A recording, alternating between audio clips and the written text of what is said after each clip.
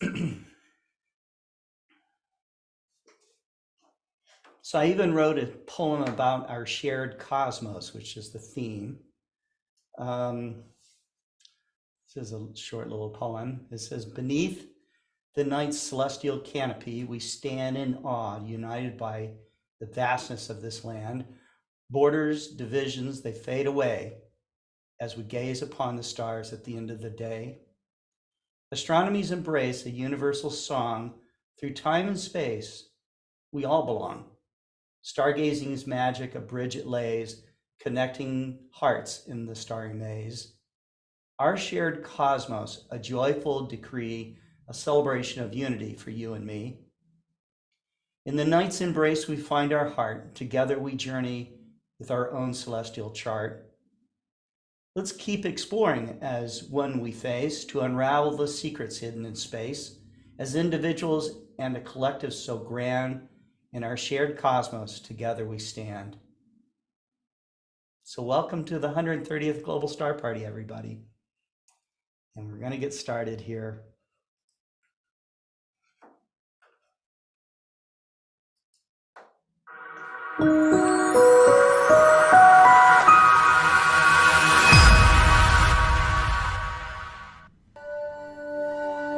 And liftoff of the Space Shuttle Discovery with the Hubble Space Telescope.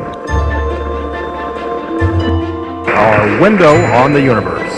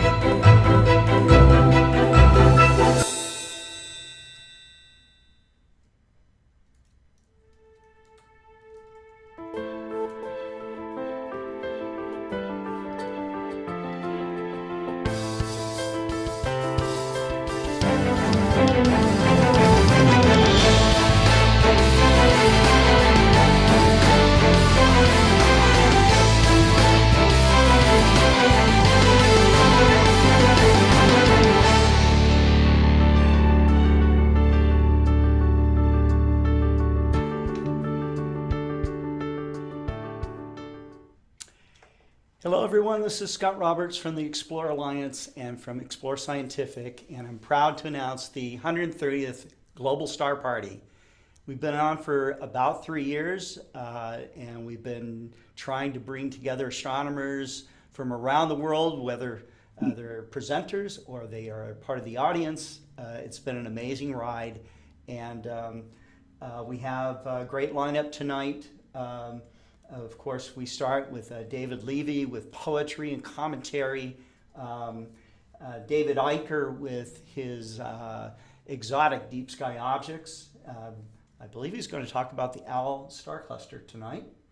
John Goss with his program, What is One to Do?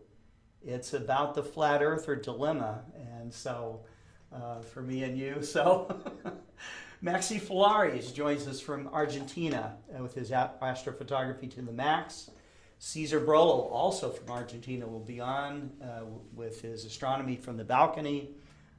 Adrian Bradley, who's actually online with us right now behind the backstage, actually live from the Okie-Tex Star Party. So be interesting to hear from him with a live call-in like that. Kelly Ricks, who's new with us, she is a musician, artist, naturalist, and astronomer. I discovered her on a beautiful tribute to the dark skies over Bryce Canyon, and so that was very nice to find her and for her to give some time to us on the Global Star Party. Marcelo Souza from Brazil will be on with us as well. Robert Reeves joins us once again to talk about his postcards from the moon. Ronald Breacher with a very special presentation called Love in the Stars. So I'm not going to elaborate on that more, but it's a special tribute, which is wonderful. And then Daniel, Dr. D. Mounsey. Daniel has been through some life trials and stuff like that, but he is back with us. He's healthy, and I'm very proud to say he's going to be on his first time on Global Star Party. So we'll get started right away here with David Levy. David, I'm going to turn it over to you, man. Thanks. Well, thank you, Scott. And it is really an honor to be here tonight to celebrate our shared cosmos. And really, the way I see it, it is not defined from science. It is defined rather through the arts, through life, and through the simple thought that while there may be more megaclusters of galaxies around than there are grains of sand on all the beaches of the earth, there is ultimately only one of each of us. We are unique. And when we die, there will never again be another exactly like us. And I think that's an interesting thing to think about as we try to take care of ourselves, to eat and drink enough, and to cherish the moments that we have. My poem tonight is not a poem. It is a prose thing from Starlight Nights by Leslie Belcher. And, the entire book is by far the best book I have ever read in my life. And it is really,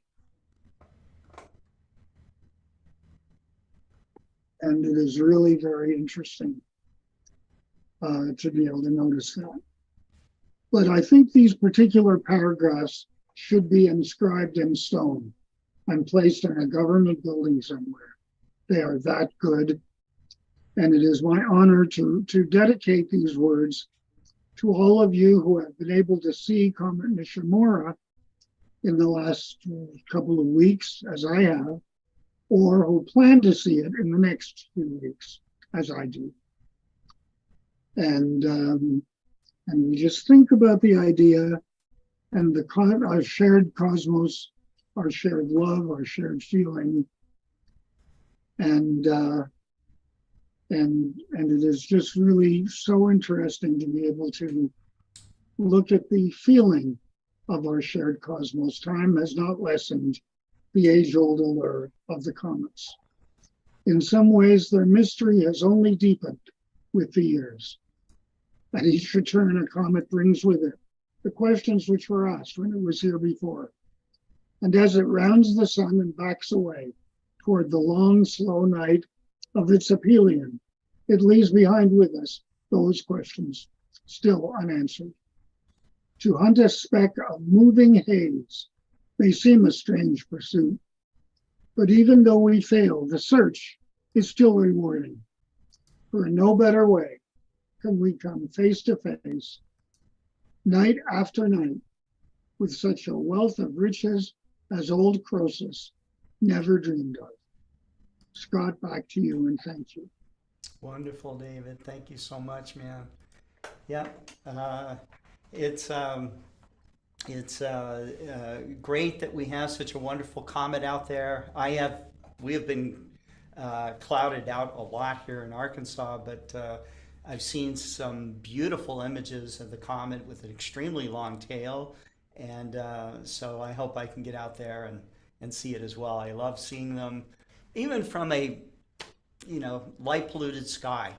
Just knowing that it's out there careening through our solar system. So, David, thanks again. Thank you for gracing us. Thanks. Yep. Okay. All right. So we are up next with David Eicher. David Eicher is the editor-in-chief of Astronomy magazine. And if you didn't know, okay, they are in their 50th anniversary So it makes my head spin a little bit to think about all the work and effort that has gone into that magazine in trying to explain the universe, to spoon feed it to us that don't quite understand all the complexities. And they have been an incredible bridge between the scientific community and things that amateur astronomers hold near and dear. And so, congratulations, Mr. Eicher. I think that the magazine is fantastic, and it seems to be more vibrant than ever at this point. So, Thank you, Scott. We're still having fun with it, and I hope that people are enjoying it. It's going to be a big special year for us with some surprises and special issues coming. So we hope that you'll continue to enjoy it. And thanks for having me back. Again, I wanted to talk about yet another strange and unusual astronomical object. This one is really familiar to me because, in my mind, back in the day when I was young, this was a long time ago, okay, granted, but, practically back to the Roman Empire, but there were relatively few deep sky objects that had popular names. Most of them, few of them had Messier numbers, and many of them NGC and IC catalog designations and so on, other interesting catalogs. But the last 10 or 20 years, things have really exploded in terms of popular names because people have been out there making things. I think soon we're going to see, the ring-tailed lemur with one broken foot that's currently sick to its stomach nebula. Where this stuff comes from, I don't know. And I don't want to know the substances that some of these people are apparently on, coming up with this stuff either. But back in the day, many, many years ago, I actually came up with just one common name of my own that stuck because I looked at this cluster. And I'll share it with you in a moment here. I'll share screen and share the right screen here and start a slideshow. And can you see Centaurus A? yes. Good, we have a good start there, but that's not what this is about. Back in the day, I looked at, Cassiopeia was a very favorite region of the sky for me in the north. And there's so many good clusters and nebulae. There are some really good double stars as well, in this area of the sky. And I looked at this one cluster in my relatively new Celestron 8 and wrote about it in Astronomy magazine and also in Deep Sky magazine back in the day. And to me, it just immediately jumped out, and the form of the stars looked like an owl. So I'll show you that in a moment, and you can see whether you think that I'm also, crazy here. But to me, it really looked like, the shape of eyes and a body and wings of bright stars going out. So immediately I called it the owl cluster foolishly, and it caught on. Other people have called it the ET cluster and other things like that. But whatever you call it, it's a really nice open cluster of fairly bright and colorful stars that didn't make the Messier list, even though it's far up north, so it was easily visible from Paris. But it's MGC 457 in Cassiopeia, and it's always been a favorite open cluster of mine since. It was discovered by William Herschel in 1780. And it has, as I mentioned, you'll see its two brightest stars, which there's still some lack of clarity about their cluster membership, actually, as the eyes, and then the shape of an owl. To me, it lies about 8,000 light years away. It's a moderately young cluster, about 21 million years old, and there are at least 150 stars in the membership in this. So it's a reasonably rich cluster. And as I mentioned, these two bright stars, the brightest one is Phi Cassiopeiae, which is a 5th magnitude star. There's another 7th magnitude star adjacent to it that really kind of look like the eyes of this group. And there are some really, it's a relatively young cluster. So of course there are a lot of blue and white stars, but there are also some nice reddish stars in this group that makes it a nice colorful field, including a red supergiant that's a variable star as well there. So it has an overall magnitude of just a little fainter than 6th magnitude, and it's about a third the diameter of the moon. So it's a bright and fairly large cluster. And this is the Atlas chart again from Ron Stoyan's great Interstellarum atlas that is fantastic as far as a compromise of being really detailed and fairly compact as well. And you can see it over on the left-hand side there. There's several smaller open clusters are near it, and most notably NGC 436, which you'll see in a wide field shot here in a second. And of course, some of you are very familiar with the Pac-Man Nebula down there on the lower right as well. And it's right sort of in the center of the, either depending on what time of night and year, you're talking about either the M or the W of the brightest stars in Cassiopeia. So this is it, and I don't know, if you think I'm any crazier than you already did, before tonight. But to me, the two bright stars there in the upper, just left of center look like the eyes, and then the body of the owl goes down to the feet, if you will, down at the lower right, and then in the middle of the body of that owl, there are two fairly bright wings that go out of stars on either side that to me looked very owl-like back in the day. So you can see what you think with your own observations. This wide field shot, you mentioned Ron Breacher, Scott. This was taken by Ron. And here you can see how rich an area of Milky Way this is. There are a lot of stars in these fields. Surrounding, and that's NGC 436 at bottom right there. That's a nice little, not nearly so rich, but a nice open cluster in its own right as well. But again, you can kind of see the orientation of the owl more or less upright there, and see what you think. Go out and take a peek at it and see what you think it looks like. It may be an owl or ET or something completely different. So thanks again, Scott. That's my quick mention of another interesting object, and it is an anniversary year. We're having a lot of fun with the magazine this year. There are some fun things that are coming up in the next couple of issues that we'll get to soon. I'll mention the book that Michael and I wrote about trying to get more kids juiced up about space exploration, that we're in a new era, as you're all aware of right now, with some new ventures going on, both governmental and public. And I'll mention Starmus. And in fact, in October, there's going to be a trip. I'm going to be over there in Armenia and Slovakia with Garrick and with some others. And we're going to announce Starmus formally and have some surprises and things and special speakers and guests and some rock and roll guitarists who like to turn it to 11, some of them, who will announce over there for next spring, and we hope that you'll be able to join us. Bratislava, Slovakia, it sounds very exotic, but it's very, very close actually to Vienna in terms of getting there, and so we think this is going to be a very special Starmus again, and I think we'll have an astrophoto school and a star party, will we not, Scott, among other things as well to talk about. Great. Yeah, some of the people that came with me to Armenia for the last Starmus were talking about, just how magical the experience was. Independently, two of these people, Gary Goebel and Norman Fulham, and also Christopher Goh kind of chimed in and stuff. And I think that for all of these people, in fact, I think for everyone that went to Starmus, it is something that they will not forget.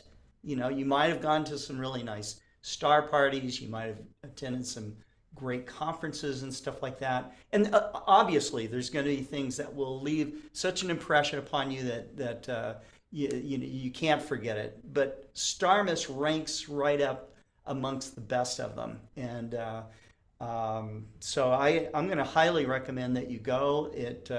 They are making it affordable to attend, and you are going to be exposed to some of the most brilliant people in the world. And so, and the way that they do star parties, and they, weave in the experience of Starmus through the music, through the talks, through the hands-on experiences and stuff. It's like nothing else. And so you definitely have to go. Thanks, Scott. It's going to be special again. We're going to have a lot of Nobel Prize winners, laureates again there, as well as astronauts and some rock and roll and other surprises that we'll be mentioning in a couple of press conferences, actually one in Yerevan and one in Bratislava in October. And we'll also be doing a special talk that I'll be moderating with Garrick Israelian and with Michel Mayor, who's the discoverer who won the Nobel Prize. In fact, he's the discoverer of the first exoplanet, you may remember back in ancient history in the 1990s, that's orbiting a sun-like star.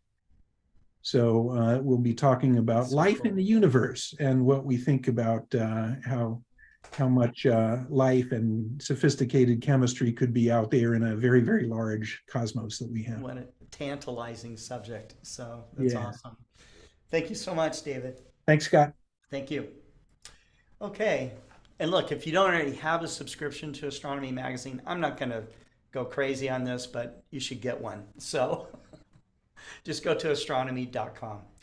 Up next is John Goss. Now, John is going to approach a subject that is something that many of us who do astronomy outreach, astronomy education have to deal with, experience. And so, I can't emphasize enough that if you are into astronomy today, you have your own telescope, that you need to get out there and share the experience. You need to share your knowledge, but you need to do it in a gentle way, a way that inspires and gets people really, once you got them a little bit, you can't stop them from going further. And so I think that is the really cool thing to experience in astronomy outreach.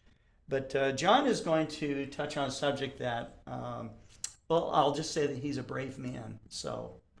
Oh, A thank very you, brave Scott. man. So, I guess. Gee, John, thanks. well, And I also want to mention, John is from the Astronomical League, and I always want to toot their horn because they are the world's largest federation of astronomy clubs. They have a huge membership, but all their work is done on a volunteer basis. These guys aren't on some big payroll. Okay, they do this from the love of their hearts. They have incredible observing programs, incredible recognition awards.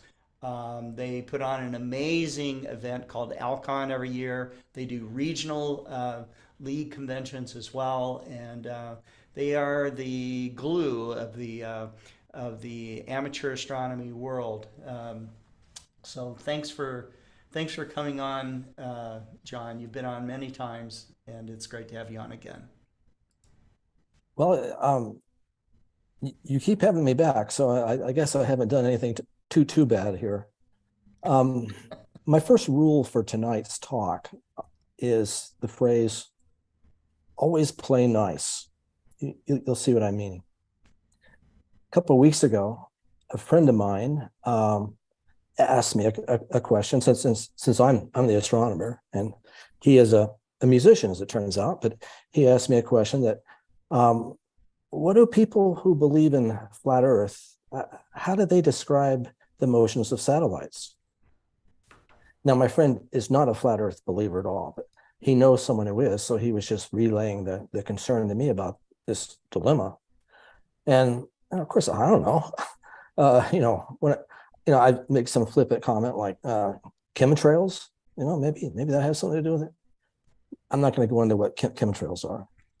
But I started thinking about the whole issue of the flat Earth movement because, for one thing, I remember, must have been about 5 or 6 years ago, the Astronomical League had its annual convention at about the same time that the Flat Earth Society had theirs. We weren't associated in any way with each other. But I found out later that the Flat Earth Convention had 3 times as many attendees as we had at Alcon. And think, wow, gee, what's going on here? So I started thinking a couple of weeks ago about this whole talk and how to approach it. I'd like to say a few things how I started out in amateur astronomy. When I was 13 years old, I I'd been interested in it before, but when I was 13, I had my first real telescope, and I got to look at the stars, and I learned more about the stars. So one of the things I looked for was reading about how to determine that the Earth is round. So I was going to determine how it was for myself, and I'd like to share some of that with you right now. Maybe. One moment, please.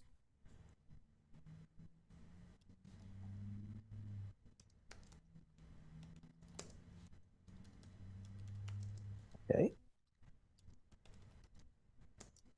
So this whole talk's going to be a little bit, it's going to start out more of a personal experience, things that I have encountered myself. As you all, I'll give another little short plug for the Astronomical League. We're going to have our Alcon, the National Convention in 2004 in Kansas City, July 17th to the 20th. So you could put that on your calendar now. So one of the things I started looking for when I was 13 years old is, I happen to live Washington State, right on Puget Sound. It took me less than 10 minutes to walk from my house to the beach in Puget Sound. And the width of the sound at our town was about 5 miles. We had a ferry that went across. So I'd be down there at the beach, messing around with my friends, and we'd see the ferry go across. By the time it got 5 miles away, that's pretty far away. It was difficult to see. But since I was now interested in astronomy, I'd often bring a pair of binoculars down to the beach. So I'd see the ferry through binoculars. And let me explain what I saw. Maybe. There we go. This is all a simulated image. Now, occasionally, Puget Sound is pretty calm. There are no white caps. There's not that much wind. Not very often, but it does happen.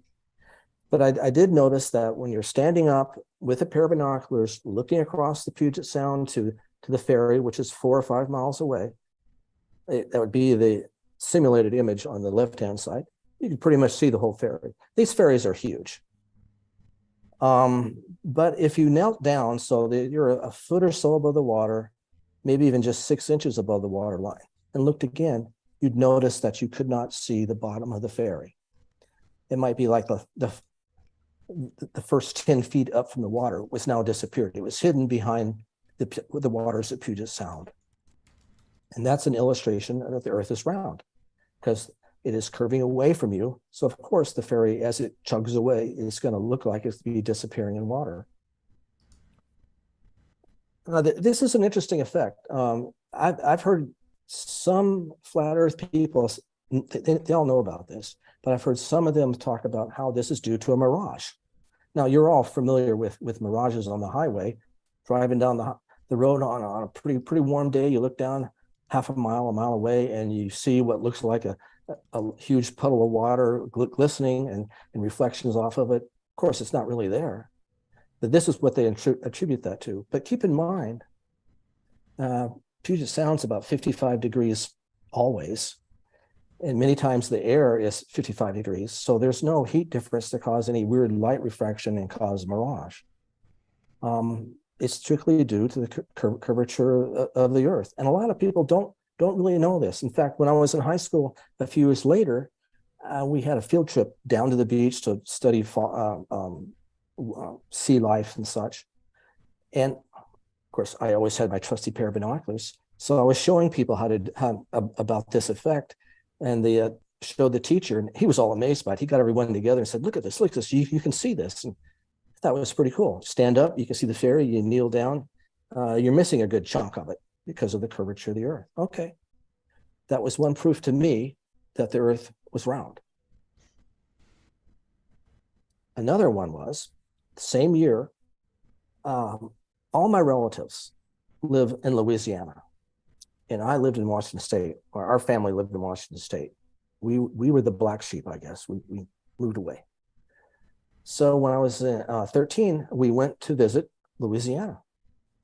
And again, as I said, I was really now interested in amateur astronomy, and I was fully aware of what constellation Scorpius in Antares looked like in the sky from around the Seattle area. how high it was above the horizon. Go down to Louisiana, which is like a 17-degree latitude difference. There is Scorpius again, but it is much higher in the sky. So I had to explain this. I thought, oh, wow, that's another illustration that the Earth is round. From Seattle, you really can't see the bottom part of the scorpion. You can see the top part, the claws and the antares, and you can also see the stinger on the tail, but the actual most southerly dip of the tail, you really can't see it. But from the New Orleans area, you sure could. You can see quite a bit of it. And that's another proof, another illustration that the Earth is round. Because as you can see on my diagram, that from this horizon in Seattle, that the scorpion doesn't rise completely above the horizon, but from the New Orleans horizon line, it's quite a bit above. You see that. Then turn around and look at the North Star. You see the North Star is quite a bit higher when you're viewing from a Seattle location than it does from a New Orleans location. So these are two examples of what got me going in amateur astronomy, confirming the nature of the universe and how things were put together. Proof right here. Okay, it's no real issue. Now another one, which we've all done, and I know everybody on this call tonight, you all have your own photos, just like this, of some lunar eclipse. But you can see the curvature of the Earth's shadow as it's projected onto the spherical surface of the moon. So it gives kind of a funny looking curve. It's not quite a round circle like that, but you get the idea. And that again is another illustration of what causes the effect of the Earth being round, not flat. So we got other evidence. I'm not going to go through a whole bunch of these, just a few of them. The one I really liked was about the idea of center of gravity. Everything standing on the Earth, everything that is on the Earth's surface, including people standing on it, we're all attracted to the Earth's center of gravity. Now, if we had a flat Earth, a disk, for instance, a person who's standing right in the center of that disk would be standing upright because they'd be standing right above the center of gravity of that disk. Now, people off to the either edge, they're quite far from the center, and they'd be tilted quite a bit because they'd be pulling towards the center of the disk. And that is something we just don't see. That doesn't happen ever. No one has ever seen that. We've always seen on the right-hand side with a spherical Earth and how everybody is attracted towards the center of the Earth. So you're standing straight up on the center, wherever you are on the disk, or excuse me, on the sphere of the Earth. That's what's observed. See if I got any more here. Okay, let's talk a little bit about the classical flat Earth example. You have a disk, thickness of it's unknown, so I drew it kind of like the shape of a quarter here. But the idea is that the North Pole of the Earth is in the center of the disk, and there isn't really a South Pole. The Antarctica is stretched all the way around the disk. For us amateur astronomers, this is silly. How can this be? There's so much wrong with this. It's hard to find a good starting point. One thing is looking at the sun. If you're on a flat disk, the sun would be visible to everybody at the same time. And all you have to do is call up your friend, either north or east or south or west or any direction, and ask them if they can see it. If it's if it's 3 p.m. your time and you're calling somebody in India, they aren't going to see it, but it's going to be in your sky. But according to the flat Earth people, it has to be in the sky. I'm not going to go on and on about that because you all know about this. So why are people drawn to believe in a flat Earth to begin with? Throughout our entire life, from when we were in kindergarten, all the way up through middle school, high school, college, so on, we were always told, we were always given plenty of evidence that the Earth was a sphere. So why does someone turn around and just say, oh, I believe in flat Earth? Well, we like to think that everybody around us They all engage and follow in critical thinking skills. You know, they all believe in facts, in evidence, in logic. And there's just some examples there. We think that's the way people would believe because it's presented right to you and you can see it right in front of your eyes. But instead, some people hear this. Listen up, folks. I'm going to tell you what they don't want you to hear. I mean, it must be pretty important. If they don't want me to hear this, it must be pretty important. You know, who are they? Well, you know, you just think about it. What you hear in the news about medical authorities, these highly educated scientists thinking they know everything, secret government officials, but you know, no names are ever really given. It's just they. That's what they hear. And they are repeatedly exposed to strange types of reasoning, and not just exposed once, but over and over and over again. I'm not going to go into what all these things are. You know what mumbo jumbo is? You see that a lot. People start spouting off all this technical jargon and mixing it all up and sounding authoritative and having a strong voice. It must be true.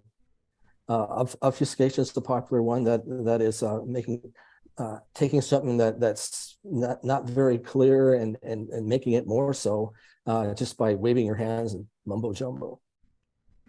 And generally, there's always a bad guy, an adversary in all this, an us versus them relationship. I'm not a social psychologist. If I was, this talk would probably be about 2 hours long. So, but it's not.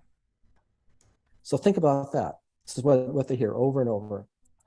So a lot of people really, what they're looking for is a form of acceptance, a form of belonging, controlling their lives, their environment, affirmation. They want to be told what they're doing is right and they're on the right track and it's of value, and it empowers them for all this stuff. So they're kind of, I won't say lost souls, because remember, I'm playing nice here. So I'm not going to really say anything bad, but they don't have it all together. They finally find a group that recognizes their needs. And this is the sum of stuff they come up with. But really, all this really comes back to that flat earthers do not respond to logic, facts, or any credible evidence. Now, when we started out here, I was teasing Dave Eicher about a movie called Spinal Tap. This was 40 years ago, 30 years ago. So, but there is a scene in which it's about a band, a pop band who's having a documentary made of themselves. The director of the documentary is being shown the band's amplifier.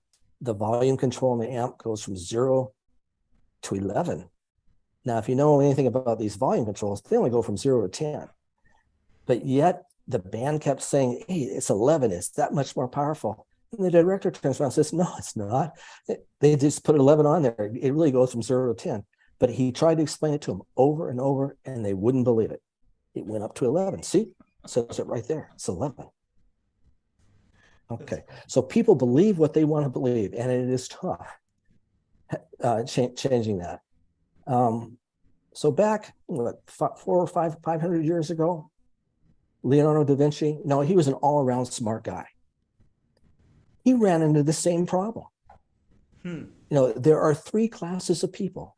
This is one of the quotes I like saying to different people about things, but there are 3 classes of people. Those who see, okay, that must be us. Those who see when they are shown, okay, they can be taught how to see. And those who do not see, well, the guy in Spinal Tap did not see. And a lot of these flat earth people, I don't know where they fall because I'm playing nice. So think about this. So what is one to do about this? I don't know. Always play nice though, because you're talking to people Yes. who have their own feelings, even though it's some strange viewpoint.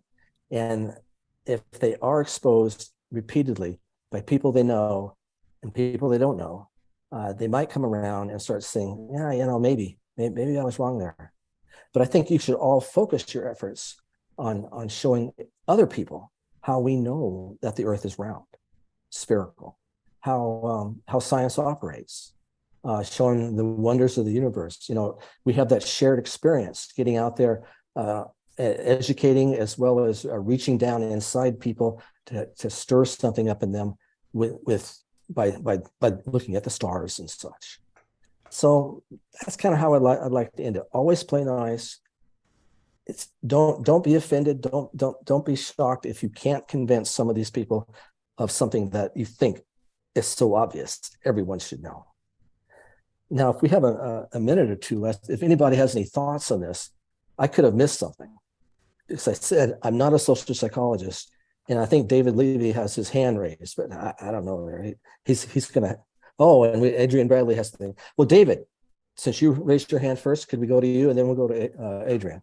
Okay, thank you. Thanks, John. I You're welcome. really enjoyed that presentation. But being as naive as I am, I mean, I'm certainly not deaf to the idea that, especially in these political days, people have ideas that are not based in logic or science. And but I like to be naive about the flat Earth. And the idea is, what you said is that there are three to four times the numbers of people at the Flat Earth Convention as there were at the Astronomical League meeting that we had at the same time. I would like to suggest that some of those 3 to 4 people who were at the meeting might have been there not so much out of a belief that this planet is flat, but out of a belief that they want to go back into the history a little bit, to a time when most people did believe that the Earth was flat. We also know that Copernicus, if Copernicus were alive today and he wanted to come out with his heliocentric theory, he probably would not get funded by NASA. So we have a lot we can say about that. But I would prefer to be a little bit naive about the flat Earth and hope that most of the people are just interested to know what the life and beliefs were like in a time long gone. Yeah. Thank you, John. Well, and you do run across some people who just like being wise guys. They may not believe it or not, but they like saying they do just to get a rise out of you. Now, Adrian, you had a question. Would you like to say something? I had a question and comment. Well, not much so a question and a comment. I've looked at couple of angles on flat Earth, and yeah, like you, John, and it really puzzles me to hear the Earth is flat. And I remember that movement started bringing in celebrities, Shaquille O'Neal, Kyrie Irving, and folk. Well, you have 2 basketball players, and there were others.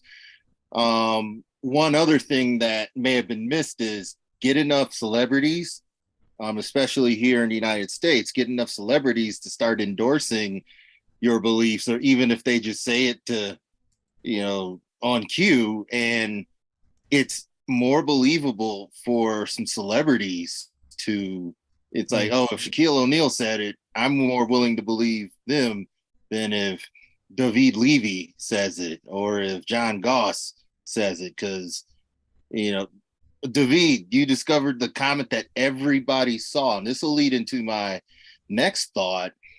You discovered, along with your great and dear friends who have now passed, the Shoemakers, you discovered Shoemaker-Levy 9 among a lot of other Shoemaker-Levy comets. And everyone got to see in media and in various angles that comet fragment into pieces and go after Jupiter. And if you ask a flat earther, did that event happen? Wait for an answer. I would suspect the answer might be yes. The James Webb Space Telescope, we saw the first 5 pictures and they took the world by storm. Does the James Webb Space Telescope really exist? Yeah. So one possible way, and it may not work, because a strong belief, it just, no matter how much evidence, you're going to believe it's your way, and it's tough to convince. But James Webb Space Telescope takes pictures of Earth proving that it's really round. may or may not get more people who are jumping into flat earth because it's a fun thing to, rage against the system, be a rebel. Yeah. Oh, but the James Webb Space Telescope proved it was round because it took pictures of the planet, and North America was here. And then the next thing you know, it's Africa in Europe. How do you explain something flat that's showing a different face? So there may be some other opportunities to look at something that's common between the two and then use the commonality to prove a point. That's something that, the Dr. Paul Sutter, whose podcast I listen to just to finish up so we can, stay on time. His response was, like David, he doesn't engage. The earth is flat and it's round. If you're looking off to the horizon, it sure appears flat to you.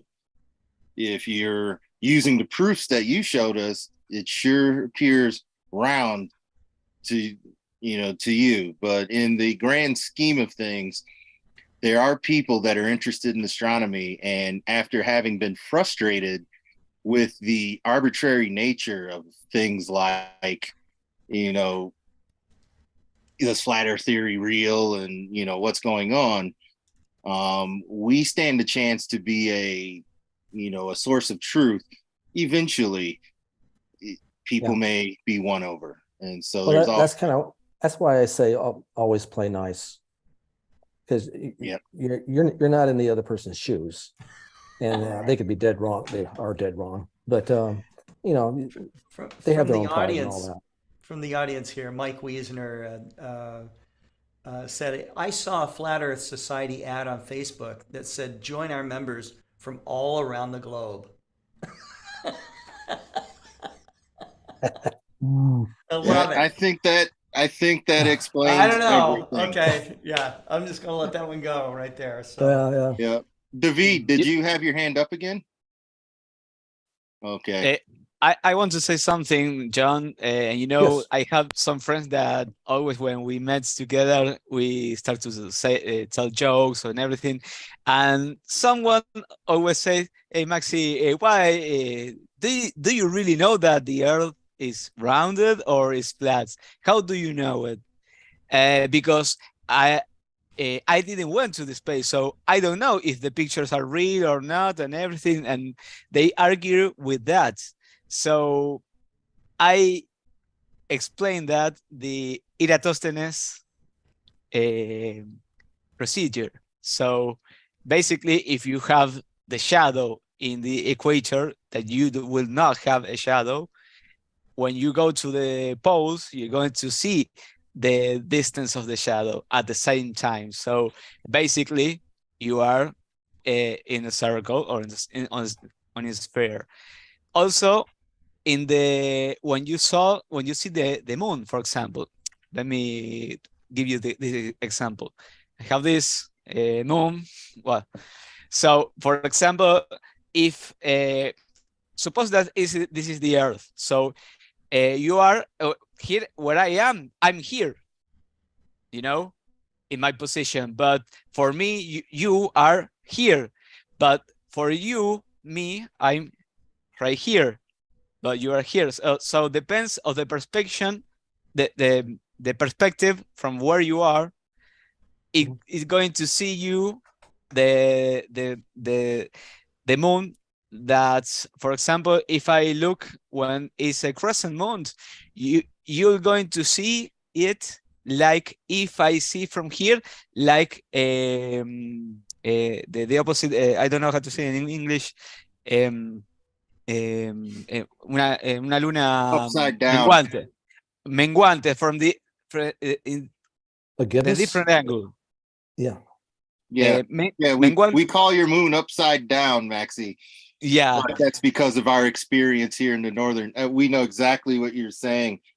Right side up versus and for example, if the moon is here, and you watch it right there, when you still go into the another part, you have to turn around and you're going to see upside down. So basically, that's it's a principle of a sphere. Well, I think you bring up another point.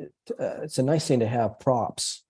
You know, you have your Yes. moon, you have your globe with you, Mhm. but we don't carry around flat discs to show what the flat Earth would show. With your hand, No. you can do it. Yeah, okay, With with your your hand. Basically, exactly. Okay. So Well, now that thank that's you. no, of course. Okay, Scott, I'll turn it back to you because I know Okay, you're under all some right, time thank constraints here. you. All right, thank you so much, John. I appreciate everybody's comments, by the way. Yep, yep. We will talk more about the Astronomical League and the 2024 Alcon, which will be in Kansas City on the next Global Star Party. So, Yes. all right. Thank you very much, John. Take care.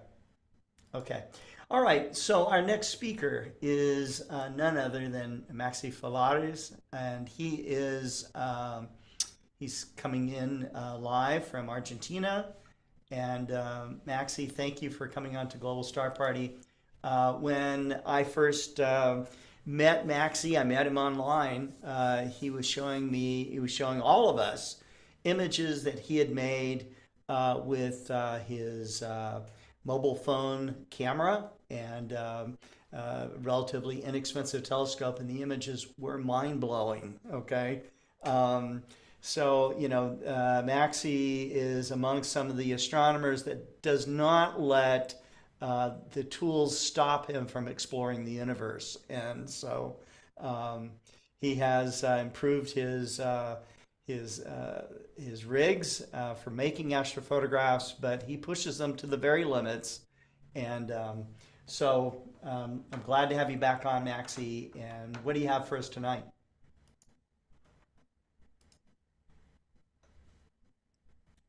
You are. Yeah. There we go. That's Got you go. now. Yeah. Here we Yes. go. Yes. Well, thank you, Scott, for the presentation and for inviting me. It's an honor to be here with you, like every Tuesday. Well, the last one I couldn't make it, but anyway, I was watching live.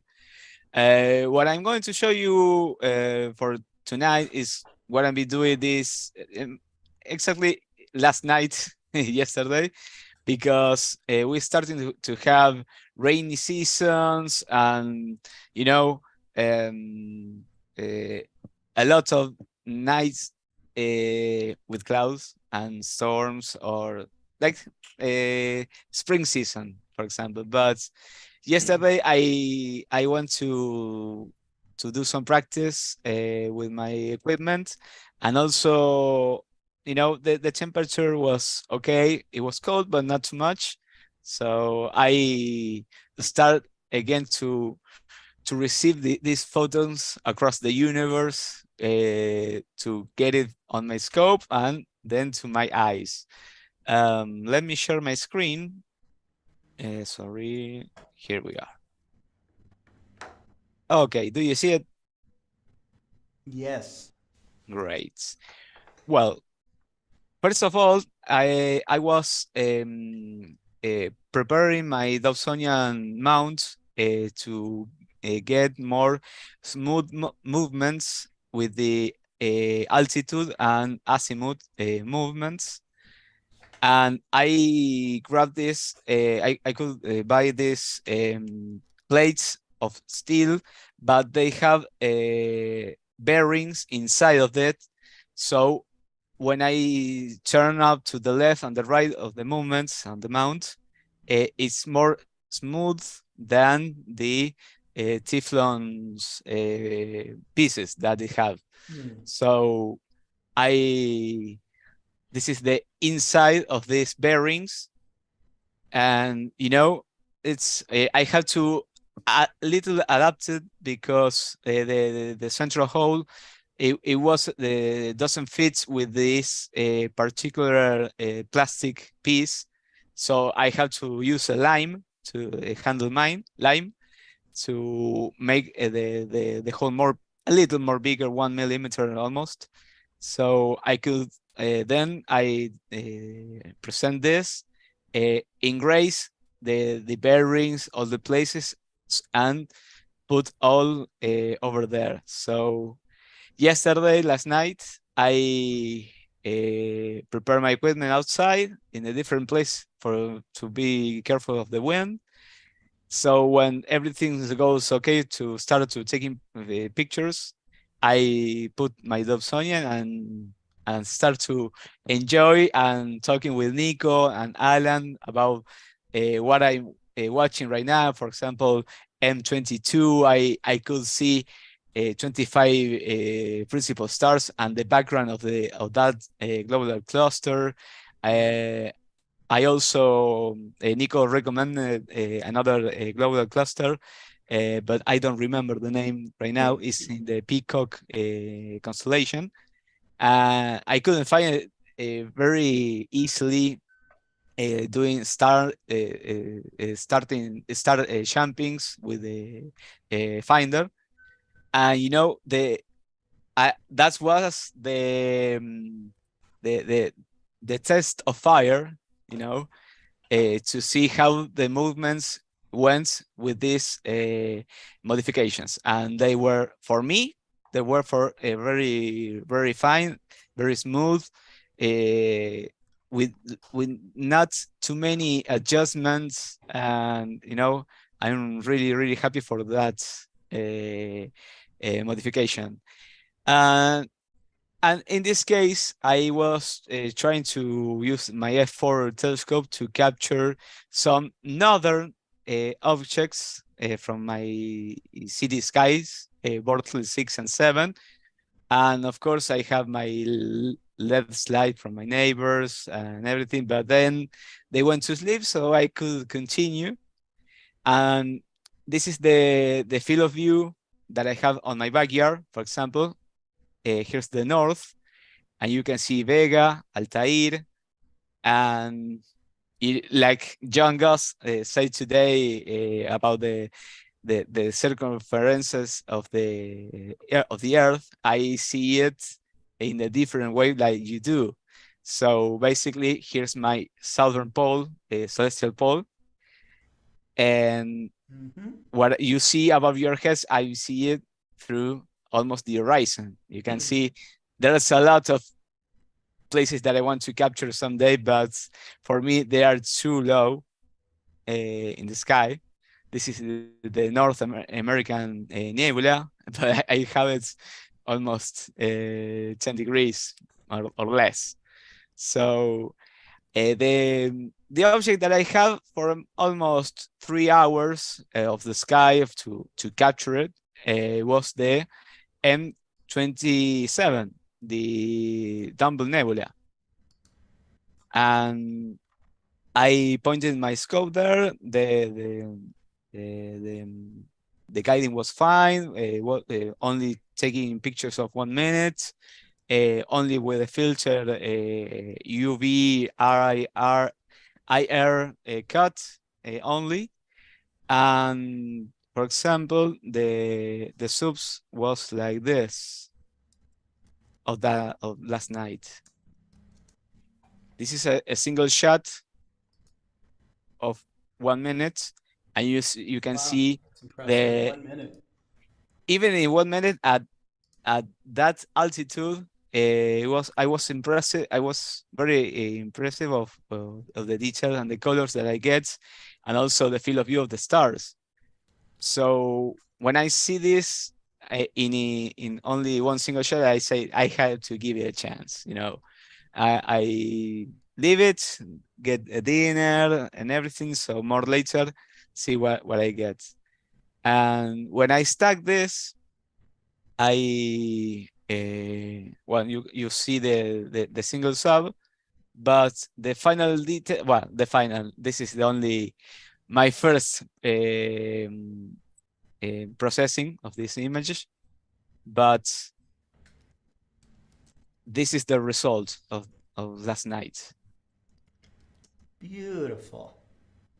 You can still see the white dwarf in the middle that's ionize all this. I think is oxygen 3 and almost H alpha. but this is with a color camera.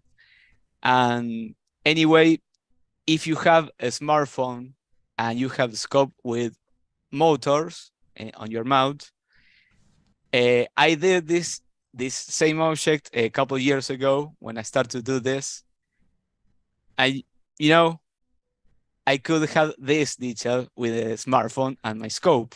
So Amazing. basically, it's more like fine details, a field of view more flatter and everything. But when you start and I could capture this, I was amazing for me. And if I could do it, you can do it, and everyone can do it if you propose to do that. So uh, this is, of course, differences of the aperture, the camera, the guiding, everything are more info to stack.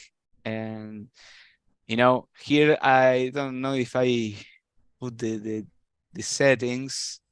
No, I didn't put it, but I think maybe it was a half an hour only.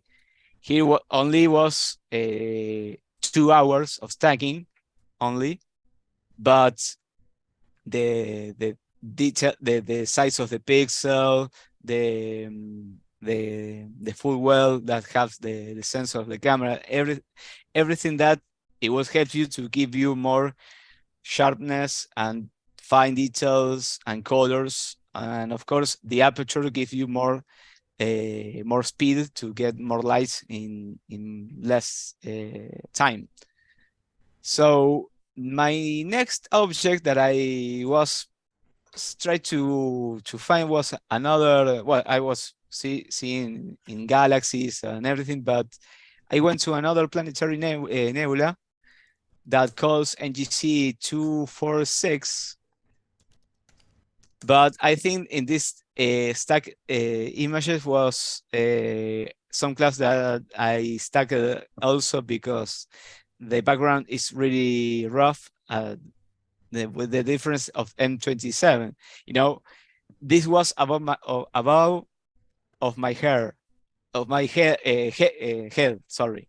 And M27 is almost in the horizon, above the horizon. The another object was right up. So the clouds gives me some difficulties, but anyway, I could get this details of this planetary nebula. I think they call the skull nebula. I don't know. I couldn't find the face of this skull, but anyway, I also wanted to capture on the same field of view. There are two more galaxies here and this bright star. And you can see that the stars are really globe because I think the scene wasn't okay. But anyway, it was a testing objects, field of view, and everything to continue. Maybe this Sunday I will go into Alberti, I think. So I will see of what I could get. Maybe I will dedicate a night of one galaxy. If you want to let me know if you want to capture some object that you want to see or something, you can tell me or ask me. Of course, I will be glad. And well, Great. I think this is for today. And thank you, Scott, for the invitation. All right. Well, Maxie, thank you so much. I think we are about time to take a break. And Okay. so we're going to take a few minutes and come back with Cesar Brolo down in Argentina as well. So I guess the weather's starting to get cooler. Is that right? It's also we started to increase the temperature right Yeah. now. It's starting in the spring season in a couple of days. But anyway, we're starting a lot of cloudy days even not rainy, but cloudy, so we can't do too much Right. to stargazing. Well, that's great. So, anyways, if you guys are ready to stretch your legs a little bit and maybe grab a sandwich, something nice to drink, we're going to be back in maybe about 10 minutes. So, I've got a couple of videos for you to watch and enjoy these.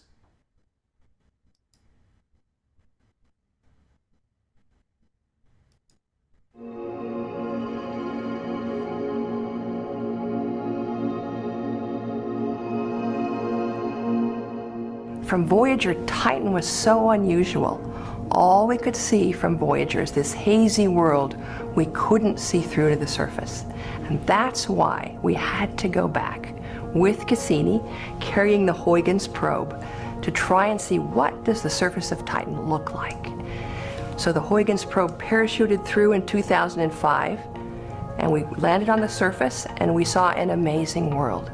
It was incredible how Earth-like Titan appeared.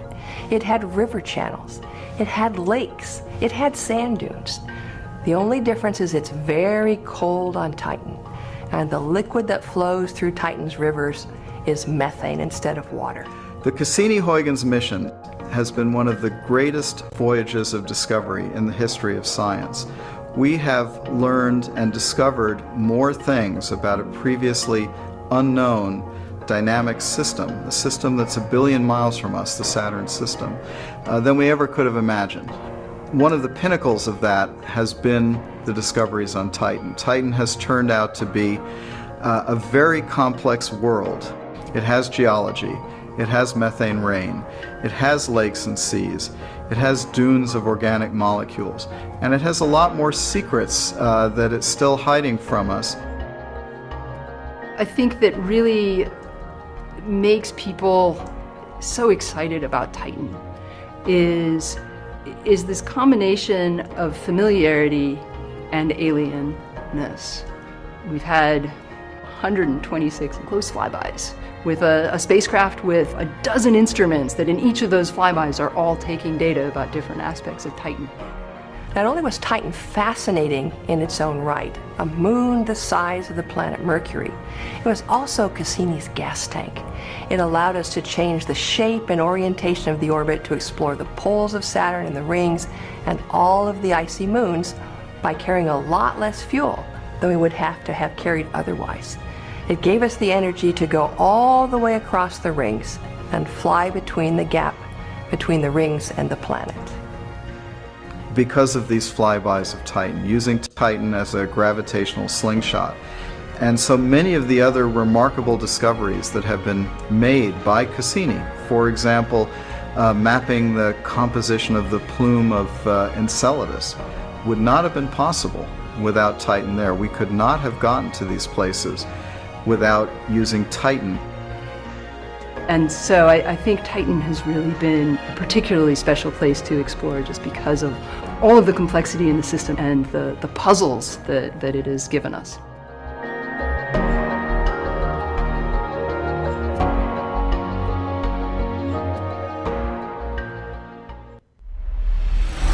Astronomers spotted a black hole repeatedly munching on a sunlight star thanks to NASA's SWIFT satellite. When a star gets too close to a black hole, gravitational forces cause it to bulge and break apart into a stream of gas. This is a tidal disruption event. In some cases, scientists see what they call repeating tidal disruptions.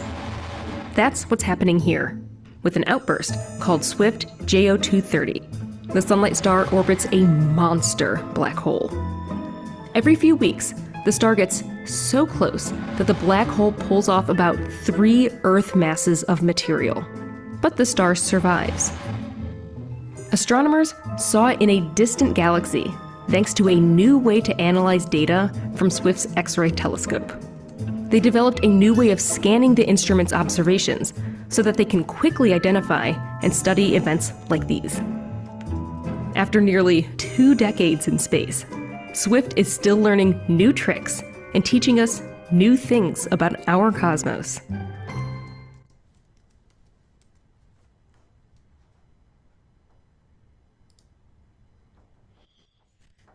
Okay, a few more minutes and we'll be back.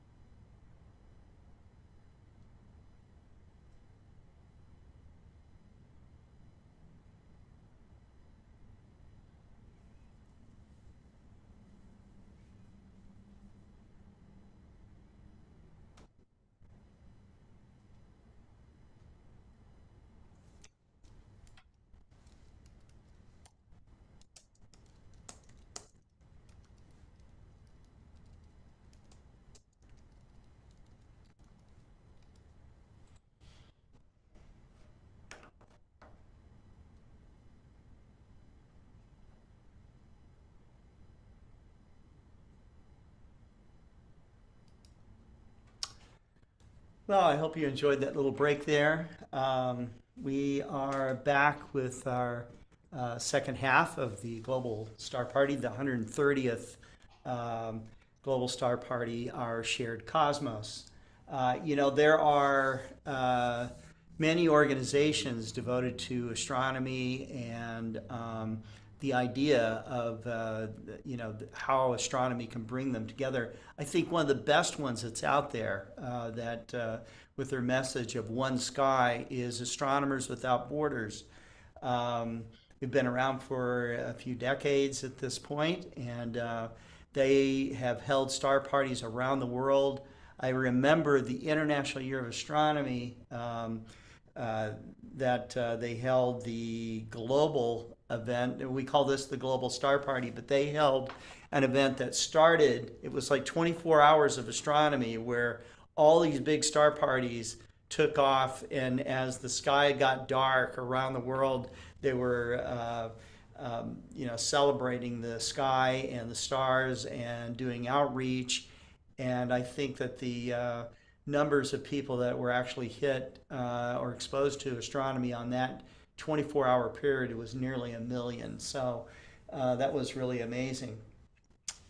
Our next speaker is Cesar Brolo. Cesar is all the way down in Buenos Aires, and he works for a place that sells telescopes, Optica Sirocco, and but Cesar is an optician himself. He is involved in renovating an antiquated observatory complex that's down in Argentina, and but he loves to show people what they can do, not only with these amazing large telescopes, but with very small telescopes from their own backyard or maybe their balcony. Cesar, thank you for coming on to Global Star Party. You've been Thank on you, many Scott. times. I would say you are definitely a regular on the Global Star Party. So thank you for coming on again and sharing your universe with us. Hello, Scott. Hello, everyone. Hi, Maxi. Hi, Kelly. Hi, David. Hi, Adrian. How are you guys? Well, tonight I am inside. I am not in the balcony. Yes, maybe too many nights in in the balcony. Oh. No, but tonight is cloudy. No. I can sacrifice when I have a clear sky. You know, Scott, that I put my I go to the balcony when it is clear. But yes, tonight is really too cloudy. Yes. And sometimes, or we have, I have a weather report where the night started. Sorry about my voice. It's sound like to sing a tango or something very low. Coco Basile. Coco. Yes, it's difficult to explain the Coco Basile meme. Okay. El elixir, dice. Well, okay. And sorry. The presentation that I have tonight is about my setups and what is the sky that I can share from my balcony. Let me share a screen.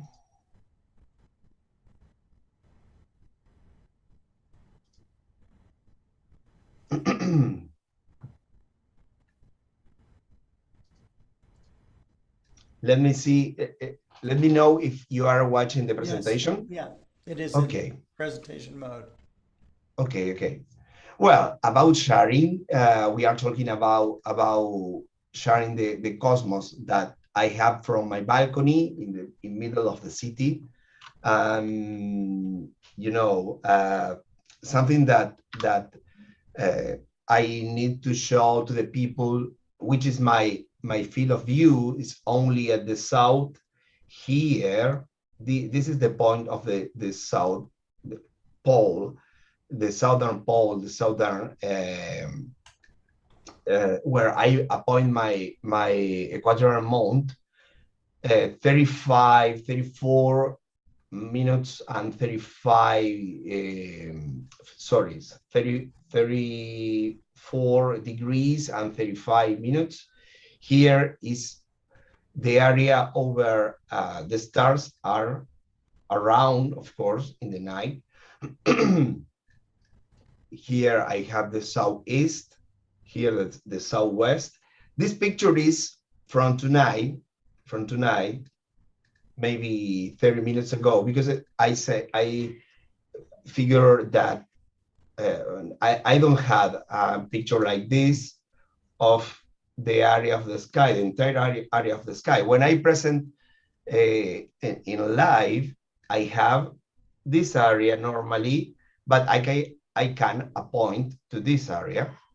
And the first thing that I have in my sky in this area, in the southeast, sorry, I can show you something that I show this picture in all the presentations.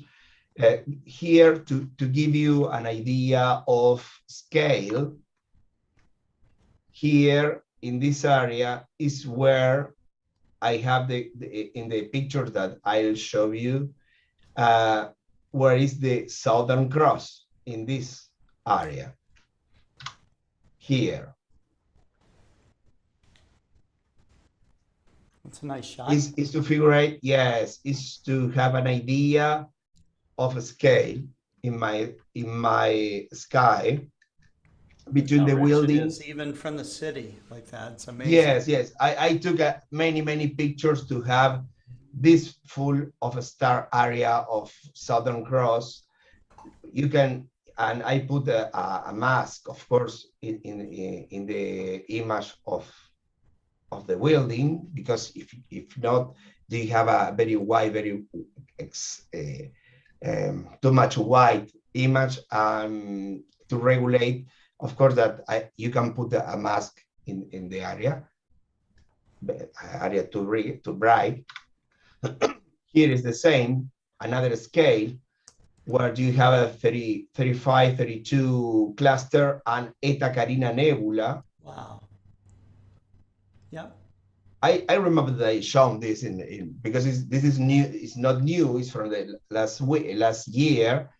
But the idea to mix a window that I had in this moment, to have to put a window of the building in the same picture, and it's something like the scale is totally mind blowing. It's something when the people just I listen how Maxi talking about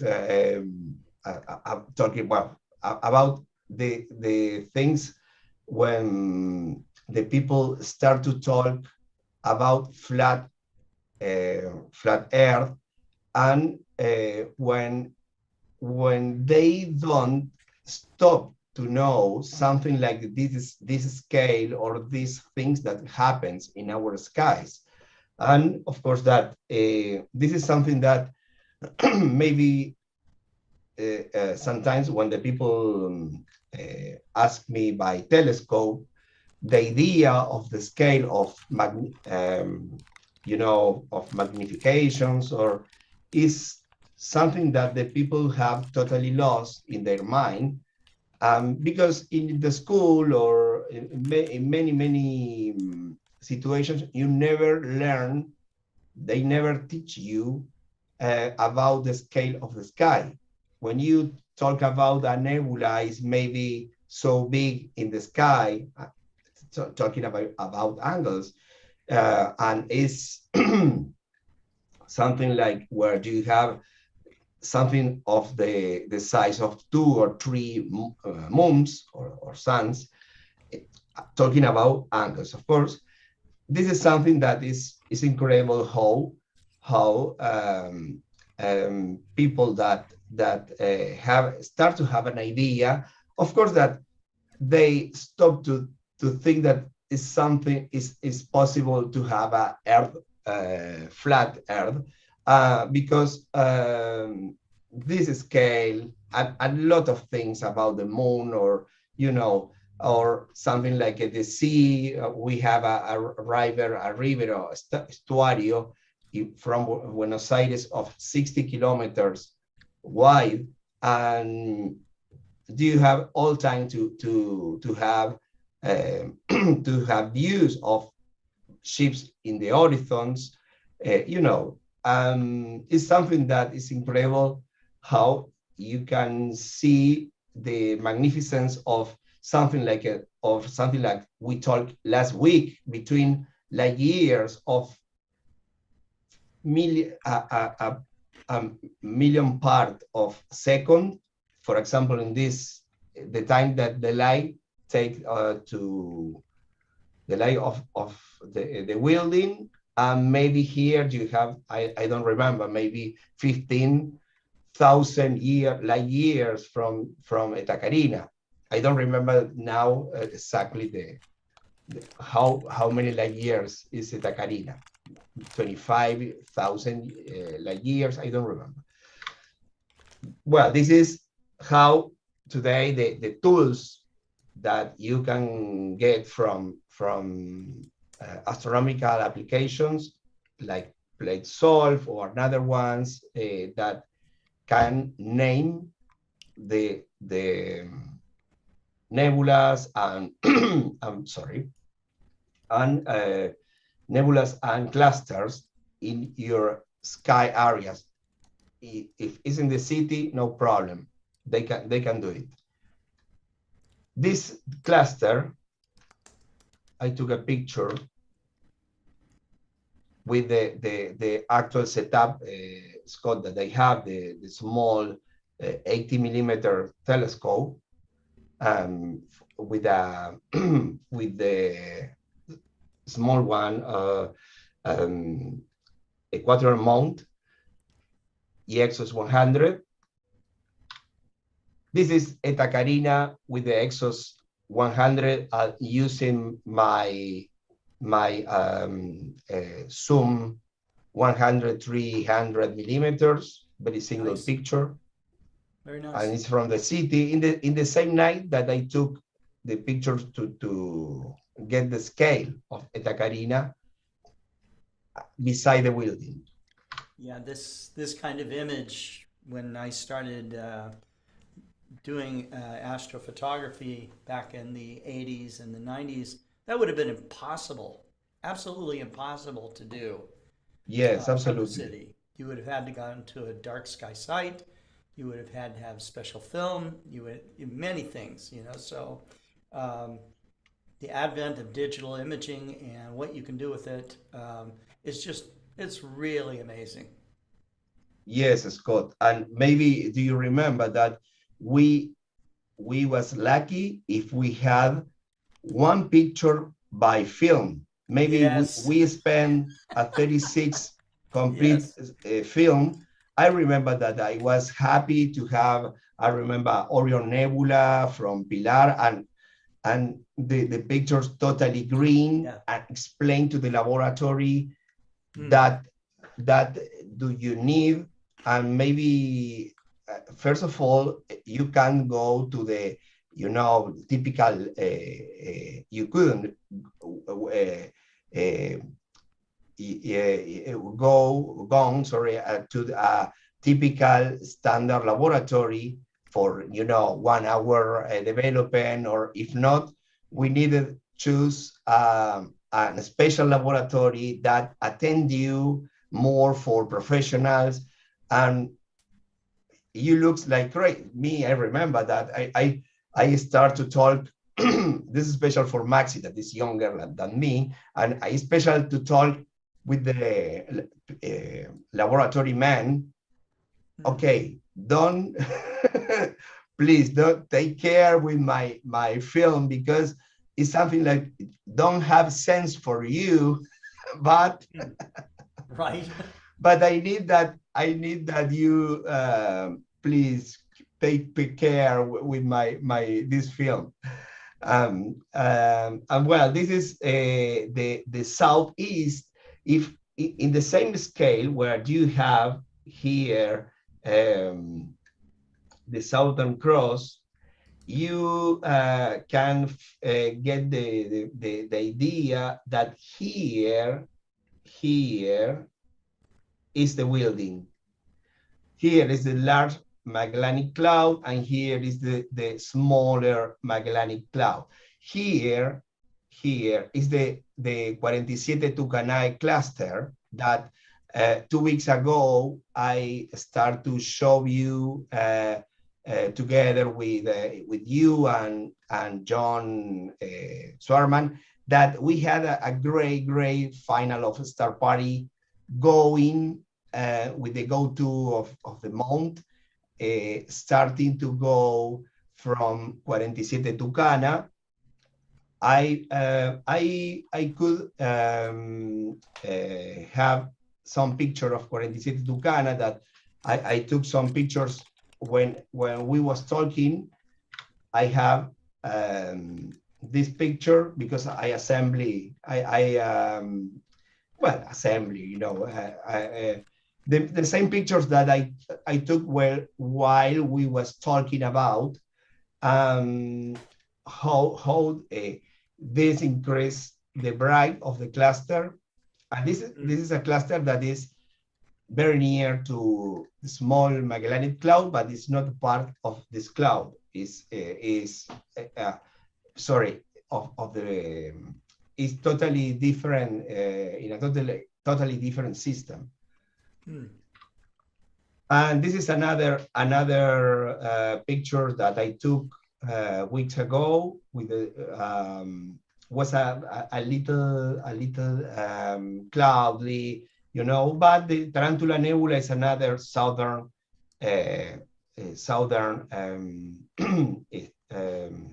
nebula that is very interesting. This is in the large Magellanic Cloud. If we go, this is in this area, inside the large Magellanic Cloud, and it's a real accessory galaxy of the Milky Way, and the Tarantula Nebula is really inside the Magellanic Cloud.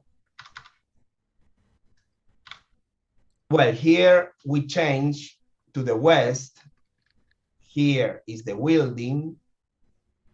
My astronomy is to the east of the building or to the west of the building.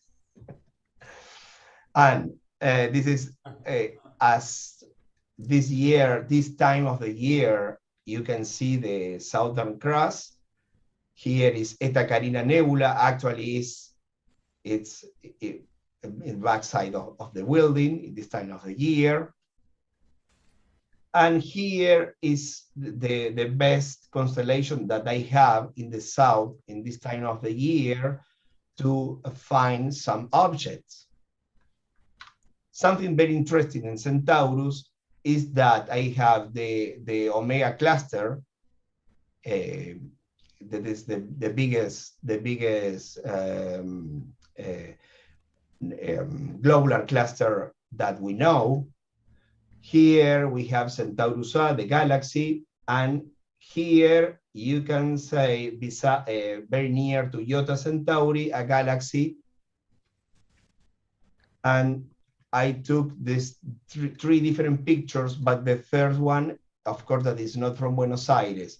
I never tried from Buenos Aires the third pictures that I show you, but I show you the first one, that is Omega Centauri. Sorry that this picture don't have the right color calibration, but it's very interesting, the quantity of stars that you can find. We talk many times. I shown this globular cluster in live, but I never took a great picture. It's a work in progress that maybe with a small telescope I can get for next week, but especially from here, from Buenos Aires. Well, here I take backward in the map. Sorry. Here the galaxy that I told you is this Centaurus A. I took this last week, yes, 2 weeks ago with the same, in the same night that I showed you the different objects in the sky. And this is from San Juan with the same telescope, where you have Iota Centauri and the galaxy that I told. Well, this is a picture that was very surprisingly for me, but I remember that this is a bright galaxy, and I took this galaxy very, very near to a building. Maybe I remember that was 2 months ago. Well, I was really lucky to get this picture of Sombrero Galaxy. And this is the Swan Nebula that I took the pictures where we was talking about drops of Jean Herschel and Charles Messier, you know. And this was a very, very interesting picture that comparing with the live image of 2 weeks ago, where we was talking about and finding some information, was really, really a great night. Maybe going like a spaceship by the universe, watching in a live image, while we was talking about the great sketch of John, and you finding information about. Well, this was the last result that I had in this picture. Well, this is what my presentation. I'm really happy to be here, and thank you, Scott, for inviting me. Thank you very much. That's great. All right. So many of us just dream of seeing the Milky Way the way that you do, and to be able to just aim your telescope up from your balcony and get things like Eta Carina and the Omega Centauri is just is a fabulous experience. And you've shown that live to us many times, so that's very cool. Do you have, I know that you have advice for people getting started. What is your basic advice? If you're a beginner and you want to get started with astronomy, what's your best path? Today, the best telescope is the telescope that you can carry. The first thing that you need to know. Yeah. The examples for people is, if don't they, for example, if you make a gift, a present for a kid, I think that I don't know, at this time I sold by 30 years telescope, and I never get an idea from how many years you can give a telescope for a kid, to a kid. Mm-hmm. Because it's something that maybe I remember perfectly that 7 years old and work perfectly. Maybe the best age is 12 years old. And if you are a kid, or you are a young adult, and really today the best way is, if you are maybe when you have the idea that you are love the astronomy, you can start. If you don't like spending too much money, you can for only the tube with a single altazimuth mount to start to know how a point to the moon, to some planets, using an application of the cell phone. And in the second step, you can afford the equatorial mount to put your tube. And I don't know at once who is the velocity to make this, maybe 6 months, maybe 1 year, but it's the best way. If you are totally sure that you love astronomy, you buy completely the equipment with the go-to and the tube and camera. But if you are searching something to learn, choose a great small one, not only a big one, or ask to a specialist. Maybe for you it's great Dobsonian telescope. Maybe it's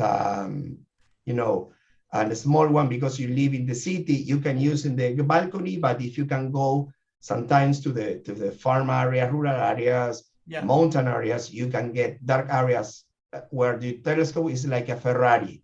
I told every time, you buy a Ferrari, you can use in the city, or maybe you use in the city, you are happy driving, the girls are watching you, or the people invite you, say, oh, this is a great car, but you never try that is a real Ferrari. When you go to the road, you feel the power. Yes, it's the same with your telescope.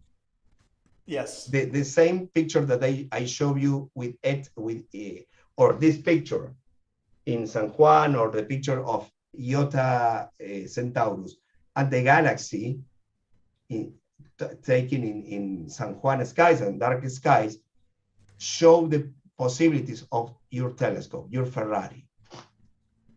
Thank you, Scott. Thank you very much. All right, Caesar.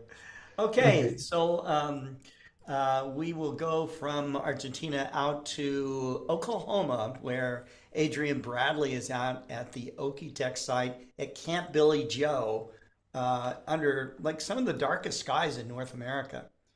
Adrian, thanks for coming on to Global Star Party.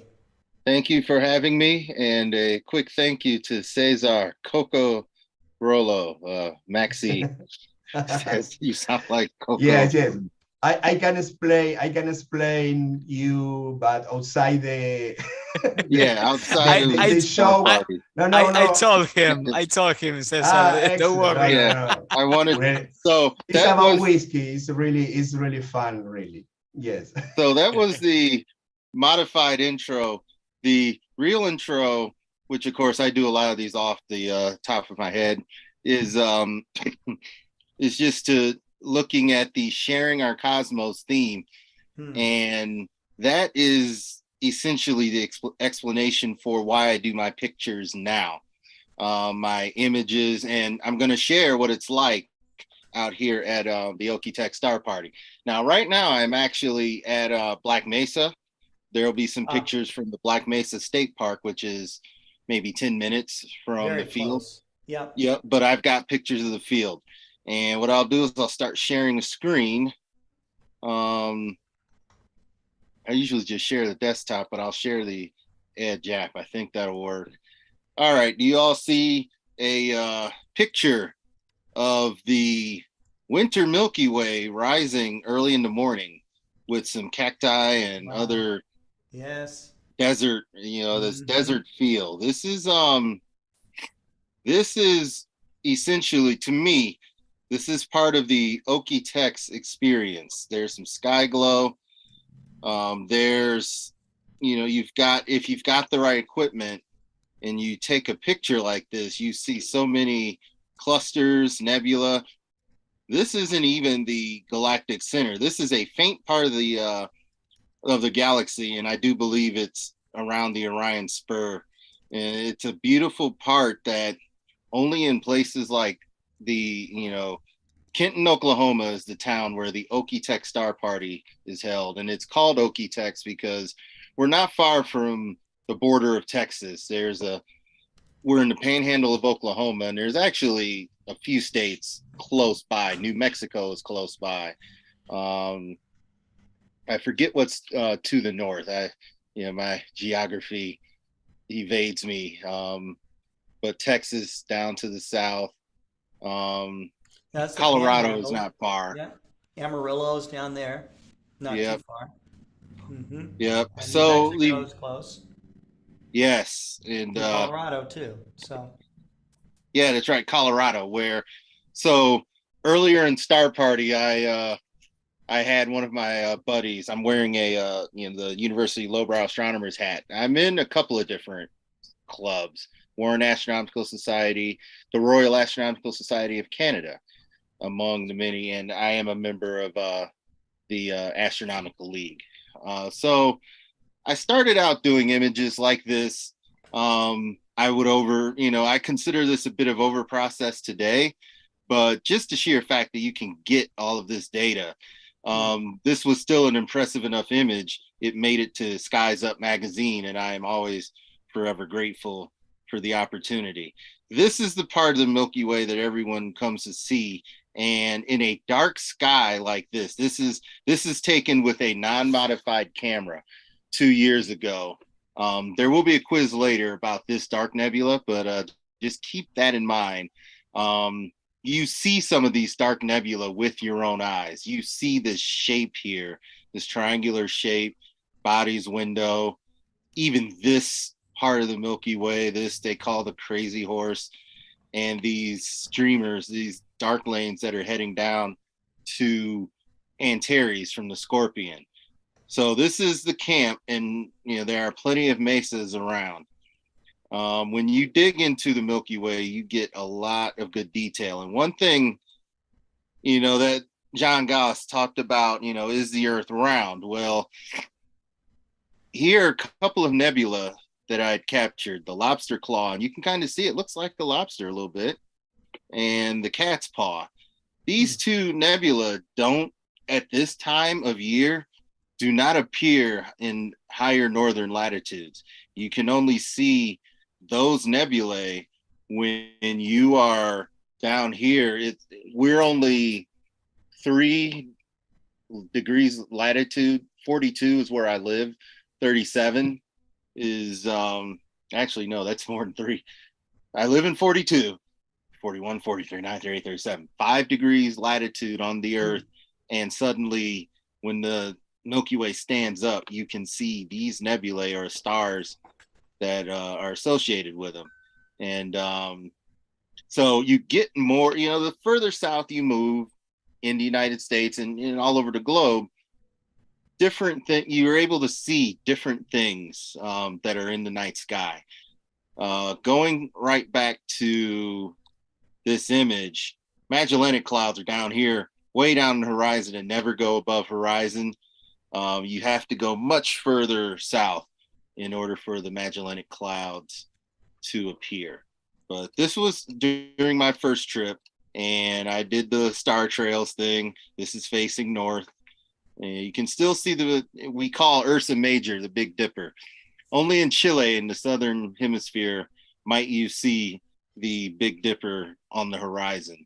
It is not far from the equator, and it's well positioned to see some of the famous northern targets as well as the southern targets that we were just, Cesar was and Maxi show us. So when you walk past the actual Star Party area, you can use the vegetation and the mesas to create images, look at that. using the Milky Way. Now note, these clouds are dark. We're going to get into some dark clouds soon. But it's a different experience being out there. A lot of what you're seeing in my images is made to be a little more prominent, but when you look at the sky, you see these objects, they appear, and it isn't a matter of, do you know where the Milky Way is? Okay, point your camera to it. No, you look up and you see the Milky Way and go, ooh, that's the Milky Way. Yeah. So those that are, looking to do Milky Way photography, you start with a place as dark as this place in Kenton, Oklahoma. It's made easy because so much light comes in where there's less light pollution on the horizon. This is 50 miles from, a town with, more amenities that would cast enough light to create a light dome. It is a beautiful place. And what you'll notice is that not only does the galactic core, draw your attention, this is the Cygnus region. And to me, there was nothing more grand than the setting of the Cygnus region as, the Milky Way rolls around, as well as the rise of the Orion region. You can see this part of the galaxy naked eye. This is pretty much a naked eye shot, maybe a few more stars than you would see with your own eyes, but this is essentially it's a little more than a naked eye shot, and it's the stars are beautiful out there, and even try to image the heart and the soul. And so this is a dark sky park back in Michigan. Look at the stark difference between, there's the Cygnus region here. Let's go back. Here's the Cygnus region in another part of Michigan. But in Kenton, Oklahoma, the Cygnus region looks like this. Yeah. So there is a stark difference. So I loved it so much. Even though you see me scrolling through all these images, including a stacked image, which is something I'd like to try. If you stack your landscapes and you get enough and you use a stacking program, I am told that your detail becomes pretty amazing. This was a stacked image. Now, and you notice there's this nebulosity. This nebulosity here is real. This is in Ophiuchus. There's all of the things you see here. Stacking was the only way to get the Asaba River in a northern lower part of Michigan for the Milky Way to show up the way it does with a single exposure in a place like Kenton, Oklahoma. Here's this nebula again. Just notice this dark lane. It has a name, and I believe it is actually considered a part of Hercules. This is going to be important later on. The only time to see the cat's paw and the lobster claw in the northern hemisphere, which is when this was taken, and I can't say that if this pops in, it should. It's rather faint, but when the Milky Way is rising at 42 degrees north latitude is where I took this image. And notice how much fainter it is. When the Milky Way rolls, this is gonna dip below horizon. And with light polluted areas, most of this part, Milky Way gets cut off. But when you are down, so this is the Upper Peninsula, really quick. There's that dark nebula again. It's not LDN 90. I think I looked it up. It's an LDN object. The crisper the skies, the more sky glow shows up.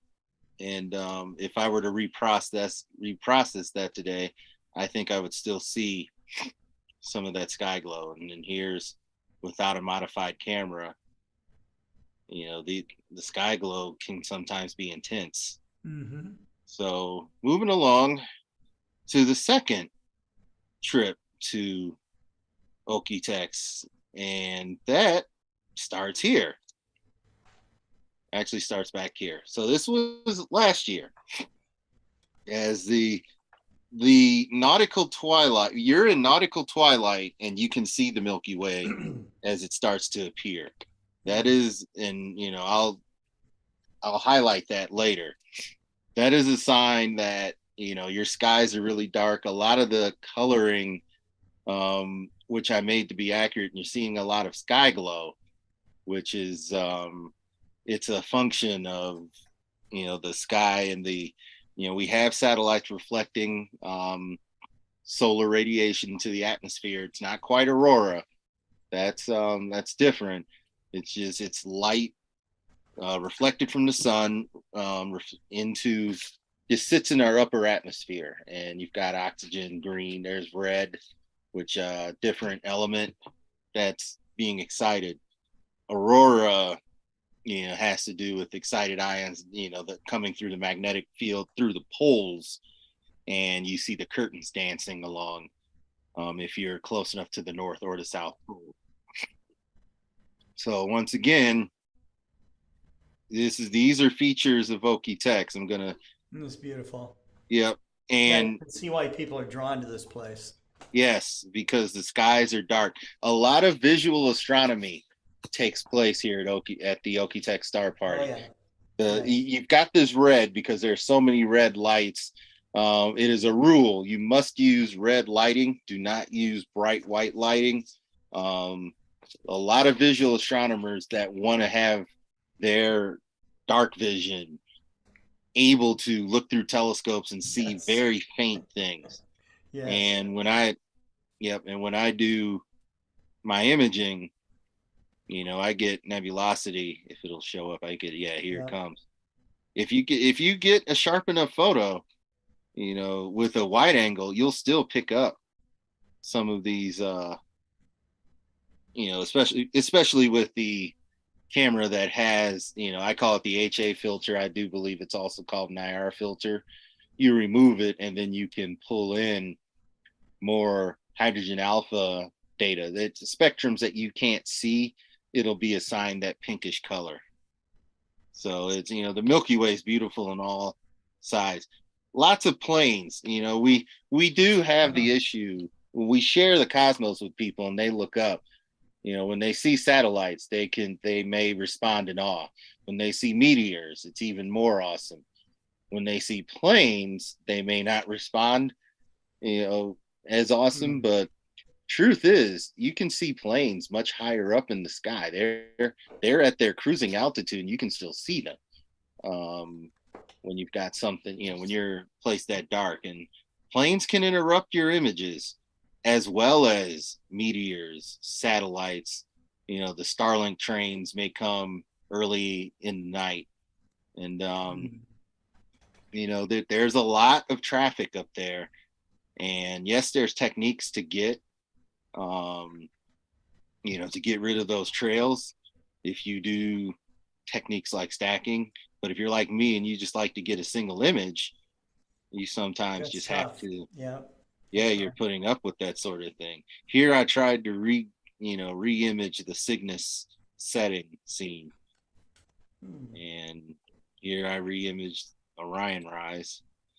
This quick story about this. This is what drew me to Okie-Tex. I've shown some pictures of the core, and that's nice. But when I walked outside and saw this, Orion, the winter Milky Way, easily visible. The Magellanic Clouds, by the way, if you take where Orion is, go through the horizon and then go the same distance, that's about where the Magellanic Clouds would be. They never rise high enough in this, locale to actually see them. So you've got the zodiacal light, the edge-on view of dust in our solar system. It used to be said it's comet, asteroid dust, other planetary bodies, and they now think Mars the dust storms on Mars fuels the dust that we see. This is plainly visible. This even has kind of that yellowish color that the zodiacal light appears. Meteors show up. You don't need a designated meteor shower to catch meteors when you're imaging in dark places like this. And this was, again, this appears to have been taken with a camera that was not modified, and yet the the hydrogen alpha light still came through. This is beautiful when you see it by yourself. This alone, if you can get up at 3 a.m. To watch Orion rise and watch the zodiacal light make this X right near Orion, that makes the trip so well worth it. So here, this is kind of a foreshadowing of how I'm going to end the presentation. You see a lot of dark clouds, which with no light pollution, the underside of clouds is dark and the Milky Way yet shines through. Right. Well, Look at that. That's so dramatic. yes, they're you can see, this is M5, the lagoon, M8, the lagoon, sorry. M5 is a globular cluster. You can probably see that globular cluster if you know where to look, but M8, the lagoon, and in some cases, M20, the Trifid shows up. Yeah. Look at that. And that's with, I think with a wide angle lens, 30-second image. Over processed here. So we worked on correcting that. Another view of Cygnus. There's the Cygnus region, North American Nebula. This is the Cygnus Rift that's going down into the part of the Milky Way that's disappeared. I have an updated version of that image that you will see. And as Okie-Tex ends, the moon is waxing. So I figured why not try and do that. So here's another bit of foreshadowing. We're going to move into the third and final part. That is this year's Okie-Tex, which in 2018, they dubbed it Sokie-Tex because all but one day was rain. And it disappointed so many people that came there for the dark skies. And one night was clear enough, and they tried to do some observing that one night, but it was disappointing. So we're going through all these pictures, and I finally get back to, here we go. This is this year's Okie-Tex. Let's rifle through these. Once again, you can capture the Milky Way. There's Scorpius, there's Sagittarius. All of these stars are showing up, and you see the sun has set. It set maybe 30 minutes ago. So you still have an hour before you get to astronomical darkness. You're in nautical twilight. Milky Way appears. Try that in your light polluted city, and I bet if you aim towards the Milky Way, I don't know that you'll get it. There is one very small light dome, which you're going to see. Everything else, very much flat. Here's what happens in astronomical darkness and the things that you can get. The full Scorpion, which drops down here to NGC 6231. Is one of these dots. This is actually the dot right here, the Prawn Nebula. It curves up into the Stingers, which I'm looking for them and do not see them, but I know that they're here. There's your cat's paw. There's your lobster claw. Let's zoom in. Rho Fiuchi is starting here. This is a single 4-minute, no, it's a 2-minute exposure, a composite with the Rho. This is Black Mesa State Park, very close to the where the Star Party is held, the campsite, which is Camp Billy Joe. There's the small light dome, maybe Boise City, Oklahoma, maybe. That's the only light dome here. Everything else is flat. And there's a belt of Venus that's fading over here. And you can get this much detail in a 2-minute single image of the Milky Way, composite it with an image, because if you're going more than 30 seconds, this begins to blur. And so I like to do those images. This is another little crisper, cleaner image. Yeah. But I got it. I finally got it when the Scorpion dipped a little too low. So the sky's moving. Scorpion dips a little too low, and then we lose NGC 6231. Turn around, and of course, there's this dark, I think this is the northern coal sack, if I'm not mistaken, Andromeda M33. This is NGC, I'm going to say 762, and feel free to correct me. A large open cluster in this region. There's Andromeda Triangulum right here. And there's the Triangulum Galaxy, aka the pinwheel. There's other galaxies here that I tried to see, but with a small 4-inch refractor, you just can't. But this is what the state park that I'm sitting in right now. I'm right over here where this where I'm pointing, broadcasting to you live from right over here. Wonderful. And Wonderful. so more pictures of the Milky Way as I went with a wider angle. Now, interesting enough, we've got this, we're gonna end with this, but you got sky glow, you got a whole lot of stars. Here, Milky Way's dipping. We've got such a low horizon, here's this glow, that I can still see Crazy Horse. This part, there's M8, I can still see this part of the Milky Way as it rolls toward the northwest. And for me, this was worth it, because most of the time when it's getting like this, the horizon is way up here where my mouse is, and you don't see, you may see the small Sagittarius cloud, but you lose this. But here you don't. So I didn't leave Okie-Tex. We didn't leave Okie-Tex bare. Here's a small refractor and my water bottle, and we said, and once again, nautical twilight, sunset 30 minutes ago maybe, and you can see the Scorpion, the entire part of the Scorpion, the part of Milky Way. We're starting all over again. This is typical Okie-Tex. This is before the rains came. Milky Way's bright.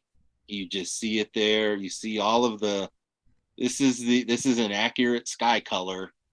I didn't highlight the mesas in this image because this is, when you're night adapted, this is exactly what you see.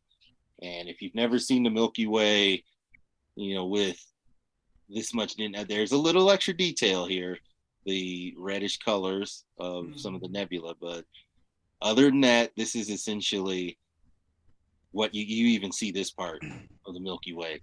So, okay, well, thank dark you very sites, much, Adrian. Thank you. Oh, you're welcome. Let me just skip through to this. When the storms came, Oh wow, look at this. but the Milky Way shows up, and that, it was a joy shooting these. Really dramatic. Clouds Really all came in, so now that is our reality. And here's that dark nebula. So this is this is my parting shot. Now that you've seen this dark nebula, you now know what part of the Milky Way is shining through these thick clouds. And so it helps to know some of these things in the sky. And this is what I'm sharing with the crowd. When you can see things like this naked eye, you learn more about it, and you can't help but want to share with others things that you've seen. And my goal is always to present it as best I can. So sorry I ran over time. I see Kelly, Daniel, Robert, you all are here. So they're back there. I am going to say farewell. Hopefully Friday we should be getting more clear skies. So I'm going to try some new techniques to see what kind of detail I can get and continue to try and enjoy myself. All right. Go to a dark site, enjoy it, and then tell others about it. Great advice. All right. Up next is Kelly Ricks. Kelly is someone I'm just getting to know. She, from her website, I can tell that she was she is a musician. She's an artist. I've looked at her art on her website. Very talented artist. I'd love to see some of her works in person. She is also a great presenter. You don't have to go very far on the on YouTube to find her talking about her love of the night sky.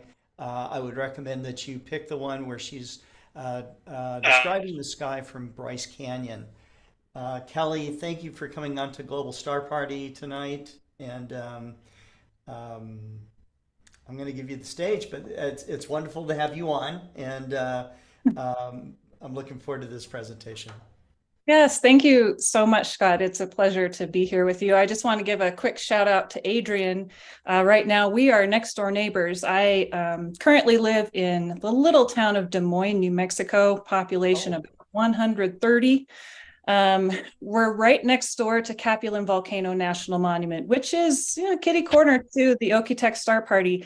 And I was ready for him to start talking about how this year is kind of turning into another Soki-Tex because we are getting a lot of rain right now. Yes, we are. We may come out to that star party at Capulin. So yeah, we've got our astronomy, we've got our dark sky festival coming up this weekend, Friday and Saturday at the volcano. We would love to see you there. Another really, really dark sky. I can attest to the truth of everything he was describing about the kind of texture and depth and sometimes even color that you do see in the Milky Way out here. It's you don't believe it until you see it with your own eyes. Truly. Absolutely. All right. Well, I guess my presentation will start with a little bit about me, how I got started in astronomy. Back in 2007, I was living in Salt Lake City. I was driving home from work one day and I passed this grocery store and noticed a bunch of telescopes set up in the parking lot. And I thought, that's interesting. Maybe there's an eclipse, maybe there's a comet, something interesting going on. So I pulled over, started walking around a little bit. I'm pretty shy, so I didn't say anything to anyone. Finally, somebody called me over and said, "Hey, would you like to take a look at Jupiter?" And I thought, Jupiter? Don't you have to be on top of a mountain with a huge telescope or up in space to see Jupiter? I didn't have a clue. But I looked through his telescope and my jaw just about hit the pavement because not only was just Jupiter with the stripes and everything, you could see moons around this planet. This was a life-changing moment for me in every sense of the word. At that point, I didn't know anything about astronomy. But that night, I joined this club. It was the Salt Lake Astronomical Society. A couple weeks later, they had me set up with a little 8-inch Dobsonian to take home, and I could practice on my own, start learning some stuff about the sky. And after a short time, they actually trained me how to use some of their larger telescopes at the observatory that they have just south of the Great Salt Lake. And at first, this was all very, very exciting. But I'll be honest, I did feel a little bit out of place because, well, I was 28 years old. The amateur astronomy community is largely older men. But, one thing I loved about this group, about this whole hobby, the sun goes down, you're in the darkness, everybody's looking up into the sky. Yeah. It doesn't matter how old you are anymore. It doesn't matter if you're fat or thin or how stylish your clothes are. Doesn't matter what your religion or political party is. You are all there together to enjoy the dark sky, the natural light, and sharing all of that with others. So when Scott told me that the theme of this star party was, well, at that time it was Our Celestial Bond, I think. That was really the first thing that came to mind. The way that being in the darkness, being in the face of such wonder, builds bridges. It tears down barriers. Yes. Through this dark sky heritage, we connect with others in the present. We make new friends, people we never would have met otherwise. We also connect with our past, people long dead who wondered at these same stars that are above us, told stories about them, did some science, and eventually figured out that, hey, we have a real tangible connection to these stars as well. we also, we look up into the sky and get all sci-fi, and our imaginations propel us into the future. We connect with what we hope that future will be, what we might be able to build for the generations that are coming after we're gone. So I'm going to start a little presentation here. Hopefully I set up correctly. Let's see. We're going to share screen. This is the first time I've done this, so. Okay, so we're going to play the slideshow. Okay, perfect. So is it showing in a presenter view right now? Yes. Yes. Okay, great. All right, so 7 years into my little hobby, I got the opportunity to spend 2 months over the summer volunteering at Bryce Canyon National Monument. Bryce Canyon was one of those places that got in on the ground floor of really looking at the night sky as a resource to be preserved. And to be part of that team was a dream come true. They had, I think at that time, there was 4 astronomy programs per week. And there would be times we'd have 300 plus people on the telescope field. There was a lot of demand for this. And so, of course, telescopes and operators were also in high demand. Halfway through the summer, there was a ranger there who left due to health reasons, and they needed somebody to fill the spot. I guess they liked what I did enough. They asked if I would like to be a ranger for a couple months, and I said, absolutely. Stay here for another couple months. That'd be very, very cool. So they let me put on the green and gray, the flat hat, and I set to work. Not only did I have to know about astronomy now, I had to know something about the geology, the history, the biology. It was a steep learning curve, but loved all of it. I did return to Bryce as a seasonal ranger for the following 2 summers. And in the meantime, also volunteered at Bandelier National Monument and also Canyonlands, Island in the Sky. I was also fortunate to work a couple of months at Chaco Culture National Historical Park. For those of you who have not heard about this place, it is a stunning representation of archaeoastronomy, as well as geology and ecology.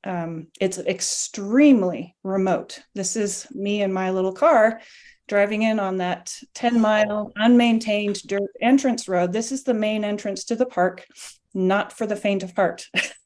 Wow. But in any case, the place that this preserves is incredible. It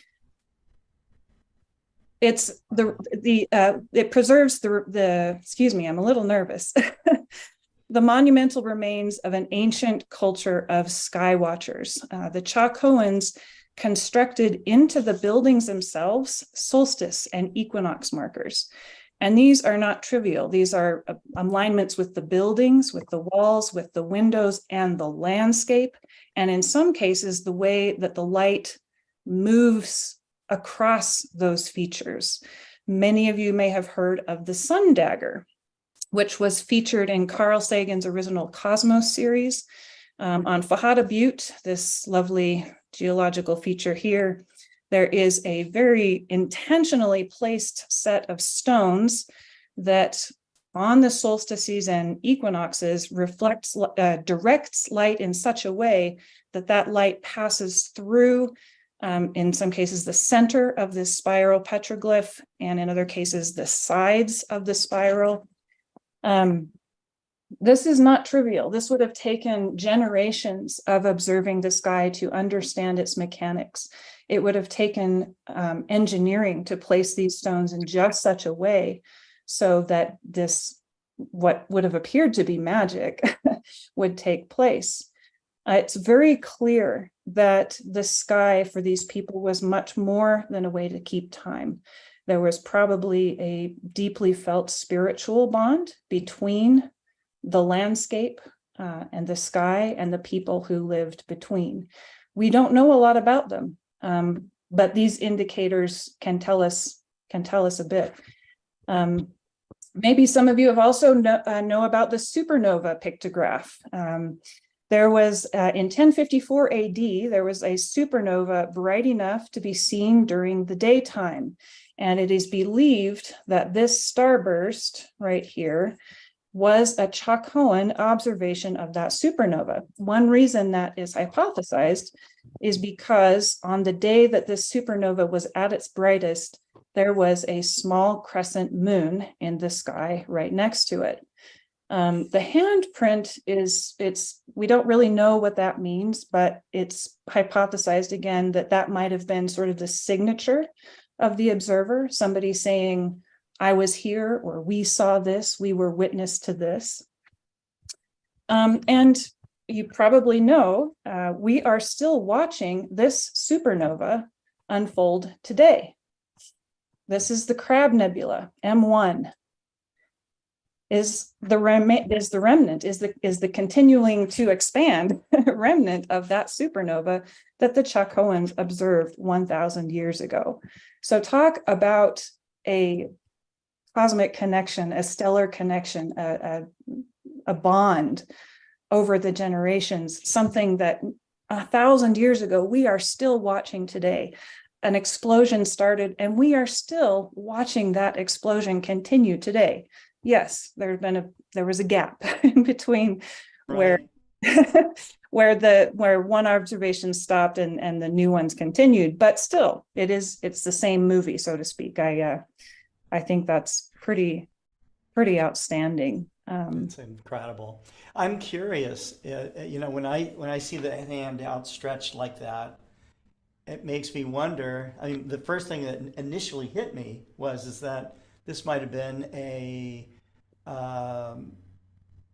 measurement of degrees in the sky.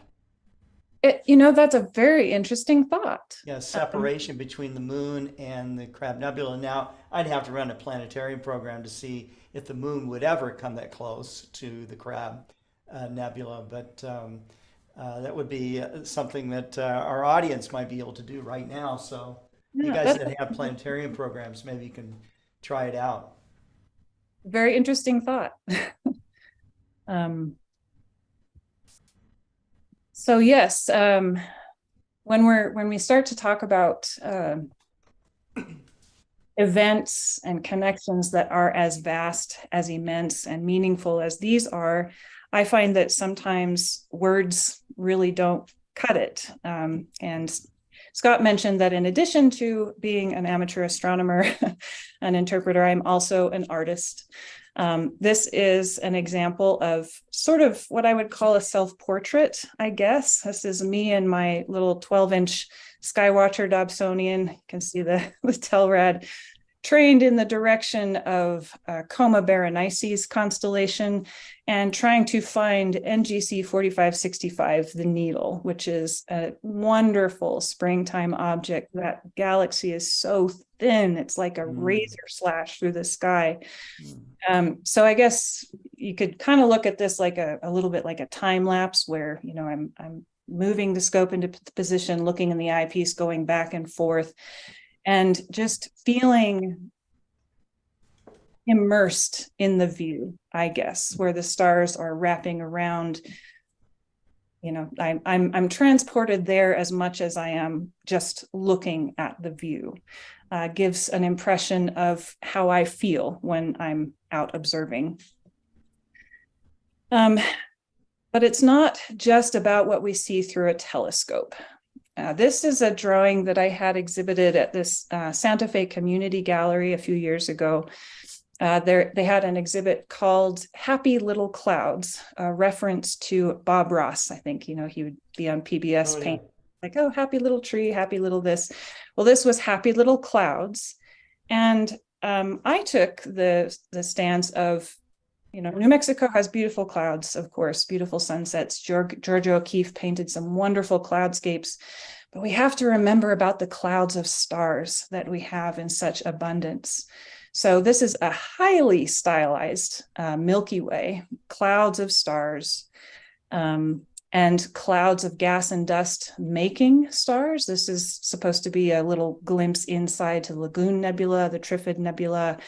And of course, clouds of dust that block the light behind them, and windows through those clouds. The Sagittarius star cloud makes an appearance right here.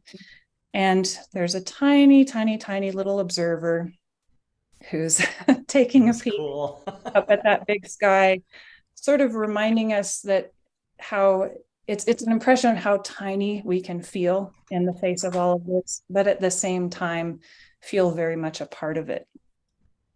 And of course, it's not always an individual experience. This is a little doodle that I did while I was at Bryce Canyon. It's just on a 3x5 card with Sharpie. We would lead full moon hikes down into the hoodoos. The hoodoos are those crazy rock formations that are the trademark of Bryce Canyon. And it was one of the most popular things. People, I mean, we turned away droves of people. We filled up so quickly. And I know that a lot of us as deep sky observers, we hate the moonlight. In some situations, moonlight is even referred to as another type of light pollution. But if you think about it, moonlight is also a dark sky treasure. When was the last time that you got to walk in the moonlight and see what the world looks under that type of illumination? The world changes. I mean, it's really easy being at a place like Bryce to see it that way. All of a sudden you feel like you're on another planet, and you can feel that you're part of a solar system orbiting a star in the universe. It's a very easy sensation to have. But even in our regular neighborhoods, if we get a chance to see those settings under a different light, it changes our view of them. It reminds us of where we are, of how we are. And people are always using the word otherworldly. I think that does a disservice to Earth a bit, because Earth is a world. It's orbiting a star among billions of other stars, orbiting a black hole at the center of the galaxy. Earth is every bit as exotic and exciting as any of the fantastic worlds that you may watch on Star Trek or Star Wars. And we have a very important connection with our world, with the future of our world, with the other people that we share our world with. There was a woman from Nepal who said on a previous global star party, her name was Deepti Gautam, I believe, and she reminded us that the cosmos is everything. It's everything from a blade of grass casting its shadow onto the snow. And it's all of us standing together at the edge of a canyon watching a moonrise and watching our shadows stretch behind us. We share those celestial bonds with each other. So that's, yeah, I'll end with that. I'll put a period. I love that. That was a great presentation, Kelly. So wonderful. I love seeing your artwork, your descriptions of what the dark sky experience is like, and why it's important to us. So I imagine that all that time you spent out at national parks and soaking in all that Milky Way light probably was continuing to kind of transform your thinking of where you are and who you are and how you interact with the world. So that's very cool. Yeah, it's very, very true. Those places and the skies above those places, it's the same sky, but it really does set your mind in a different place. Yes. I think that's important too, especially in this day and age where people can get, we're prone to anxiety and, because of the fast pace of how things are thrown at us. And you need to find moments where you can find that space of peace. And, the night sky offers it to all of us. Even if you're in a light polluted sky, I will look up and see the stars and, my mind's transported to the depths of space. And I think that's so cool. You can do it anywhere.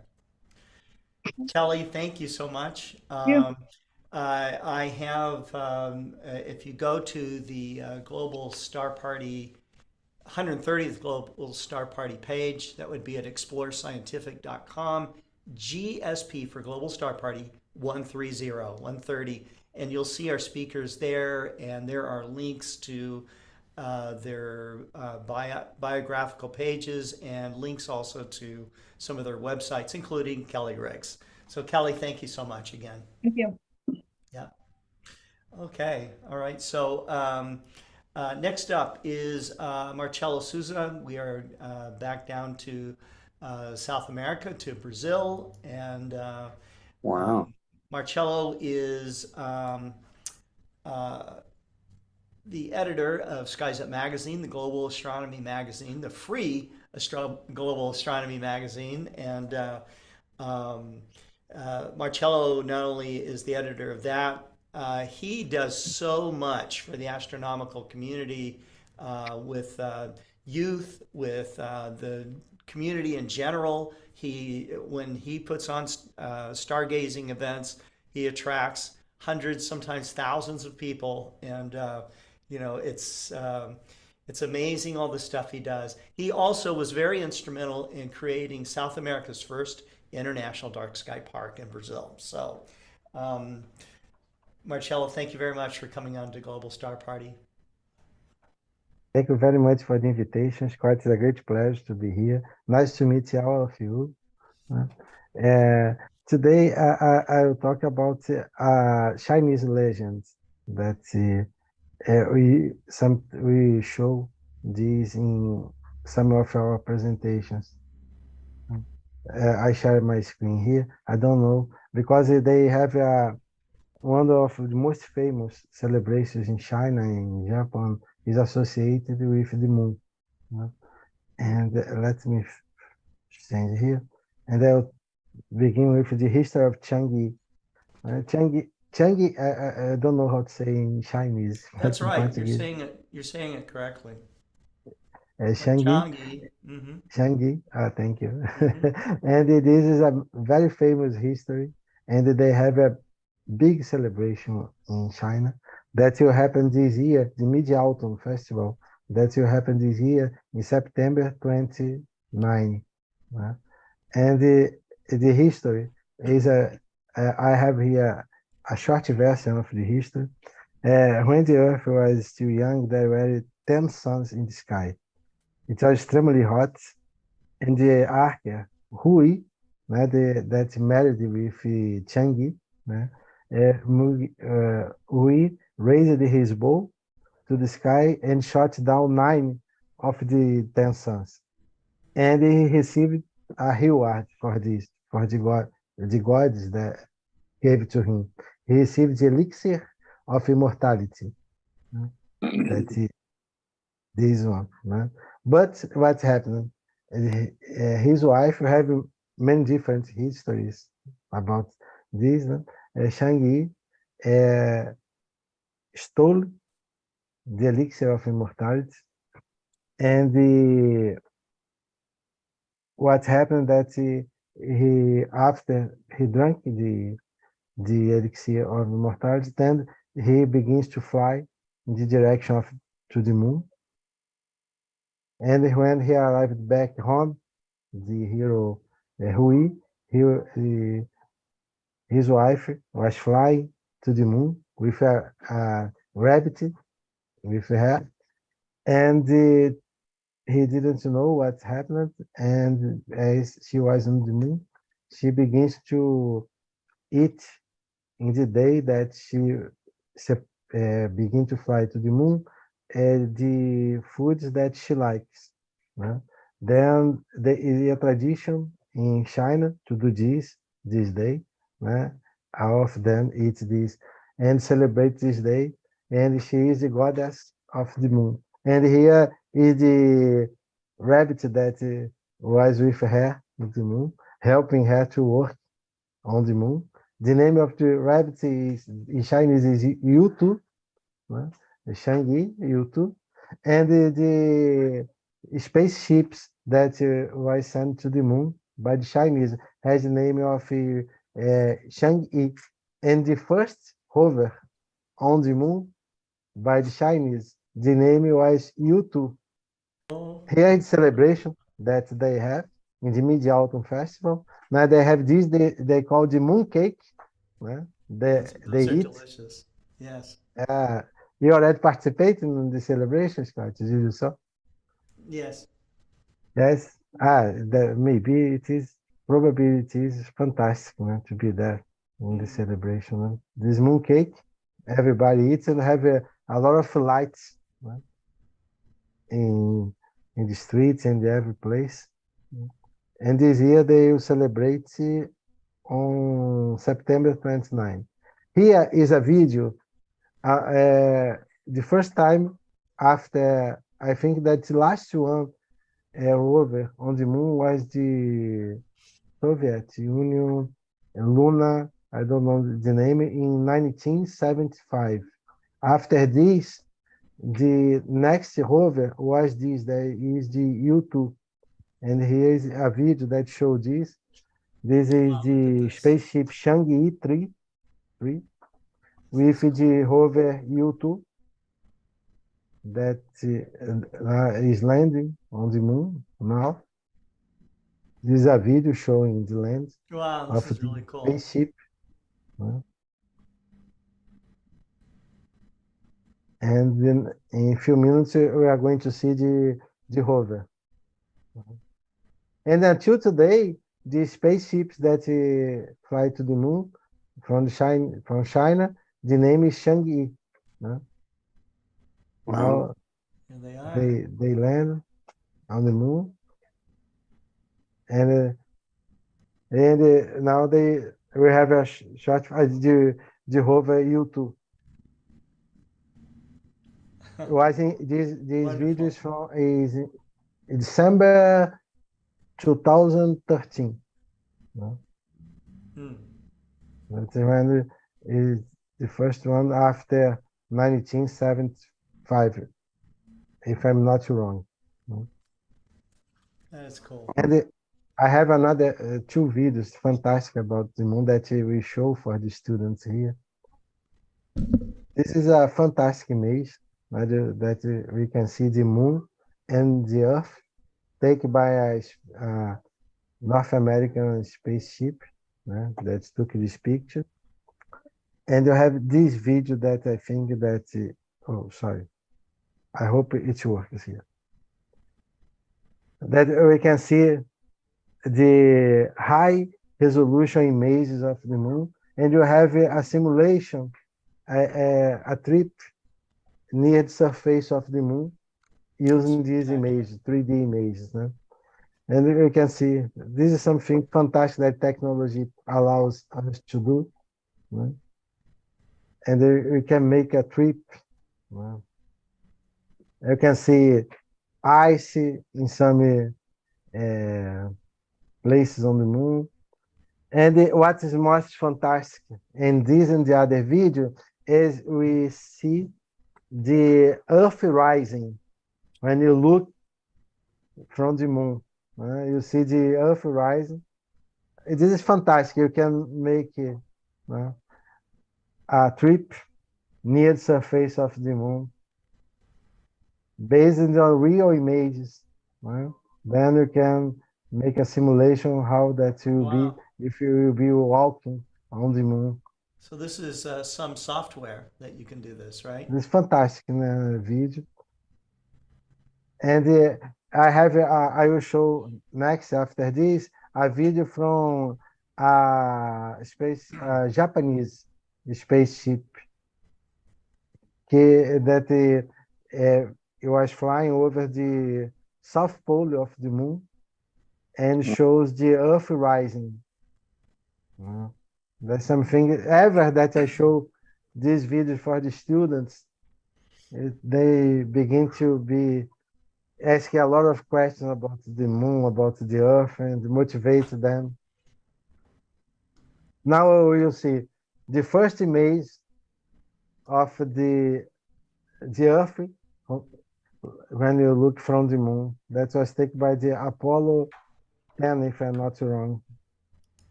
10 or Apollo 8, I don't know. It's a historical picture. Now, I will show one of the most fantastic videos. This one, the Earth Rise in 2008. By the name of the spaceship is Kaguya, a Japanese spaceship that are flying over the south pole of the moon.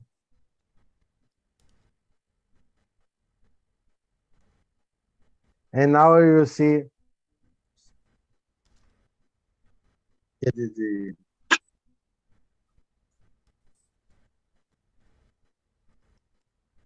radio Earth appearance. Wow. Wow. Look at this. That's incredible. Yeah. It's fantastic, this video. Yeah, you would never get tired of watching this. Wow. You can imagine.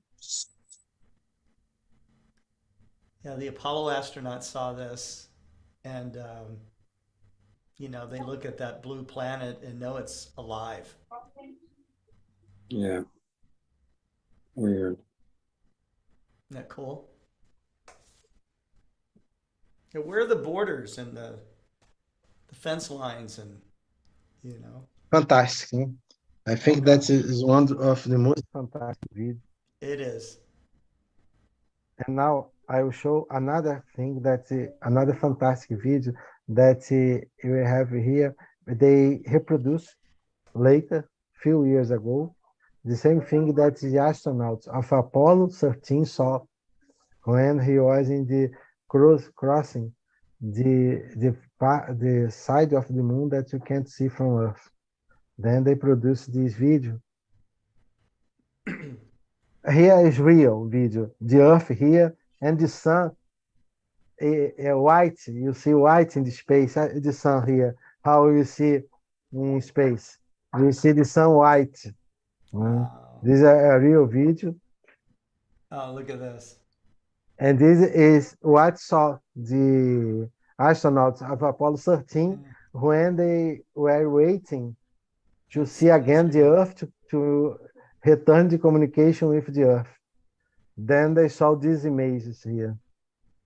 That's the great lunar good morning. The side of the moon awesome. that we can't see from Earth. This is other image that's fantastic video. It's produced by NASA. Yes. Look at some of the impacts that are in a row.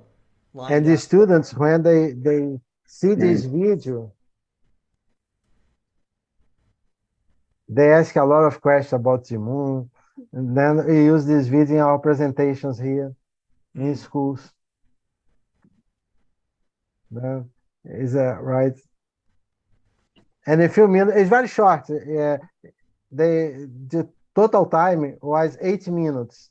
The time that the astronauts didn't connect with the Earth. Now the Earth is appearing again for them. Wow. This is a real video that was recorded a few years ago, reproducing what the astronauts saw. Wow. Wow. Yeah.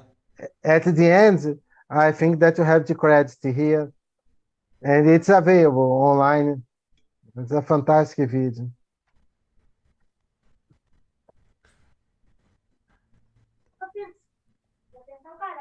That's why. Right. Oh, leave it here until appear the credits. It's not here the credits. Oh, sorry. Yes. Explore Moon to Mars. Wonderful. And if I have time, I'll show two things very quickly here. Here is what we show for the students and also because now what's happening here, we are saying to them that they can't look to the sun because as everybody's talking about the eclipse now, we receive many messages from people that are looking to the sun without protection. No? Then it's only to compare the size of the sun with the planets. But what I would like to show is this one, to finish the presentation, is what's happening with the cycle 25. The prediction was that the maximum will happen in 2025. But now we have more sunspots than we had in the maximum of the last cycle, 24. That was in 2014, 2015. Then, or we are now in the maximum of the cycle, or maybe will be stronger than we imagined this cycle, 25. Here is the count of the spotless days, and this year we had all the days we didn't see. We see sunspots every day since the beginning of the year. We have 0 days with spotless. Then maybe we already are in the maximum of the cycle 25. I don't know. Then this is what I prepared for today. Thank you very much, Scott, for the invitation. Thank you. That was, I think you mesmerized everyone with the videos of the moon and, you know, just imagining what that would have been like to be in a spacecraft. But this is pretty darn close to be able to see it like that. So that's wonderful. Marcello, thanks very much. And thank you very much for the next invitation. It's a time. great pleasure to be here. It's a pleasure always to have you on. Take care, Marcello. Okay. Up next is Mr. Robert Reeves. Robert Reeves is an author. He's written books on astrophotography. He is an expert on the moon and lunar terrain. And he makes some of the finest lunar images I've ever seen. And so it's great to have you back on. It's been a little while. You know, welcome back to Global Star Party. Yeah, I'm glad to be back. Can you hear me okay? Hear you just fine. Great. Okay. Well, that's one step down. The next step is, will my screen share work this time? Now, I did a presentation to England the other day and it worked perfectly. So this is all a little bit of an experiment, but I've been a little bit busy while we've been in hiatus here while I've been away. My book, Exploring the Moon, is now in print and available from Amazon.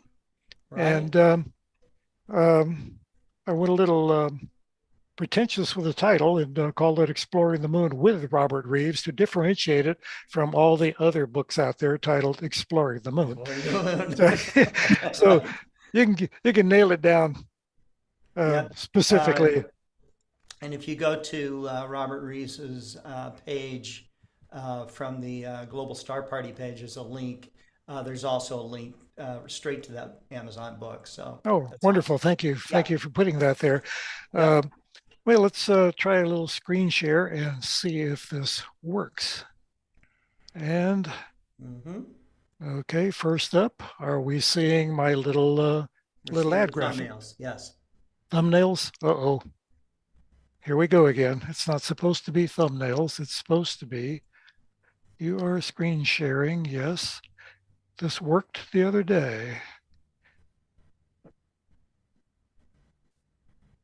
Are you still seeing thumbnails?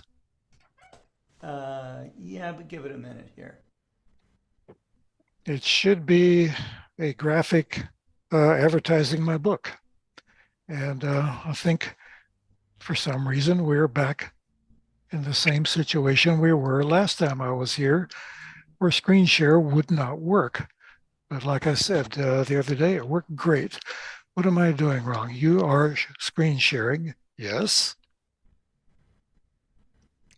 There are many different, you know, windows that you could share when you go to screen share.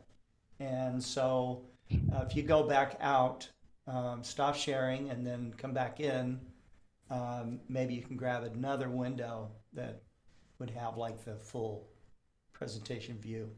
Sure. And what do you see now? No, you're still sharing, so you have to stop sharing. Here, Oh, I did. I did, can and take that away. Let's do okay, this. stop share. Okay.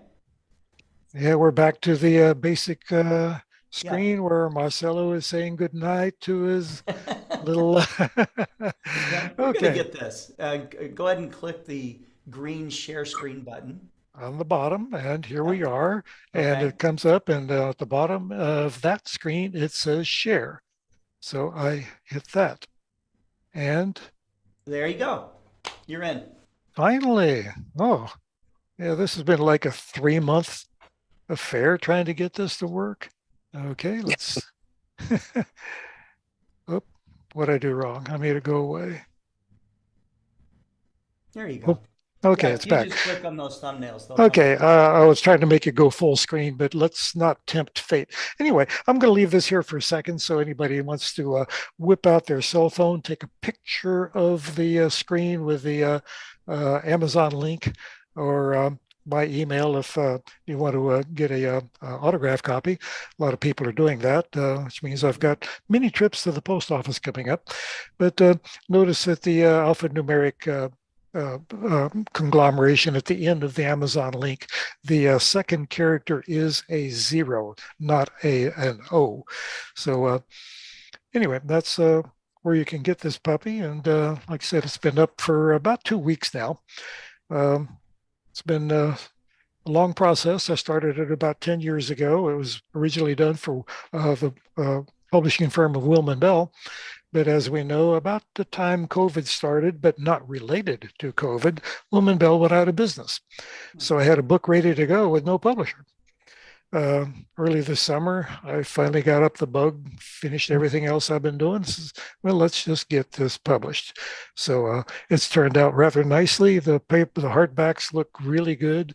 The paperbacks look good. I am really happy with it. And I've gotten lots of good comments about it. So I hope you all enjoy it too. So moving on, let's press the key and hopefully the slide changed to my title slide, Postcards from the Moon. And this is a presentation I was going to give the last time, a couple of months ago, when the screen share totally collapsed on me. So I can't remember the exact theme of what I was going to talk about, but judging from the stream of slides, I'm apparently concentrating on geology along the eastern limb of the moon. Now, in my previous postcard from the moon segments, and I've got a little cat here trying to hog the screen. Come on, kitty, can get down. I remind people that there are only 2 landscape forming processes on the moon. It's either the feature is either created by the result of an impact, an asteroid or a meteor striking the moon, or it was subsequently modified by volcanism. And so we've got 2 types of landscape on the moon, craters and basins, and those features modified by subsequent volcanism. Now, along the eastern limb of the moon, one of the first major craters that appear as the lunar phases progress throughout the month, Langrenus and Petavius. They look very similar. They're what we call complex craters. They have collapsed terraced walls that go in a series of stair steps down toward the center of the crater. They have a very pronounced central peak. Looking here at Langrenus at sunset, we see the crater has virtually disappeared. Only the western rim of it is still illuminated by the sunset. Backing up a little bit, now we get a better look at it. See, it's a very, very classic complex crater, the very distinctive central peak, which is the rebound of subsurface rock that sprang back up after the terrific shock of the impact and the subsequent blast that created the crater. Now, the craters don't initially have the stair-stepping feature around them, around the rim. Initially, they're more bowl-shaped, but the crust of the moon isn't strong enough to support cliffs like that. So they collapse and flow down into the crater and form a series of stair steps. Moving on, we see Petavius down on the south. Langrenus on top, Petavius on the bottom. In the previous shot, this is both Petavius crater. Notice a very distinct difference in the shape, more elliptical on the bottom, more rounded on the top. Here we see the pronounced effects of what is called lunar libration, how the moon seems to wiggle and wobble a little bit throughout the monthly cycle because it's in an elliptical orbit, an inclined elliptical orbit. So we never look at the moon square on in the same orientation night by night. It is slowly shifting back and forth slightly and presenting us with a little bit of a different angle. One curious thing about Petavius is that very pronounced radial linear ridge protruding out not only from toward the western rim, but another one sneaking up toward the northern rim gives Petavius the very distinct appearance of a clock marking about 20 minutes to noontime. South of Petavius, we see these linear gouges ripped into the surface created by blocks of material that were thrown out from Petavius by the impact that created it. And backing up a little bit more, well, let's reverse. And here we see Petavius, Rima Petavius, that linear rill, as a dark line feature. It's heavily flooded with shadow. At a different lunar phase, the sun strikes it from a different direction. We see it as a white line feature. Not as much shadow, where one ridge of it, inner ridge, is more fully illuminated by sunlight. The close-up of it, slightly different phase right after sunrise. Notice the long linear ridge to the lower left of it, of Petavius. This borders a valley next to Petavius, and for the life of me, I cannot pronounce the German name that that is that valley. I can probably spell it, but it wouldn't make any sense for me to even try to pronounce it. But one of the many recognized valleys on the moon. Moving up toward the northern limb, the two lunar strongmen, Hercules and Atlas craters, in the foreground, side by side. Hercules still in a little bit of sunrise shadow. Atlas, we can see its floor is cracked and has rills crisscrossing it. This is another one of the very well-known floor fracture craters on the moon, so named because of the series of rills crisscrossing them, all part of a volcanic modification. Up above it, the circular dark-floored crater Endymion, also volcanically modified. The interior flooded by lavas that welled up from underneath through cracks in the crater floor. They didn't spill over the rim into it. They welled up from below, filled up the interior of the crater, paved it over smooth as a grocery store parking lot. And a little bit beyond that, closer to the lunar limb, we see a similar flat-floored region. This is one of the limb-hugging lunar seas, Mare Humboldtianum, or Humboldt Sea. It's the first lunar sea that received a name not in the classic naming scheme used by Riccioli back in the 17th century, where all of the major seas are named after either weather phenomena or states of mind.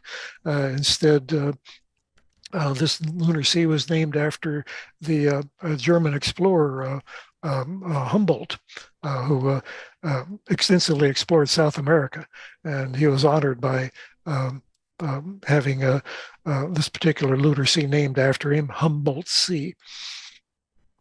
And a little bit of a close-up on Hercules and Atlas. And here we can clearly see the real structures on the floor of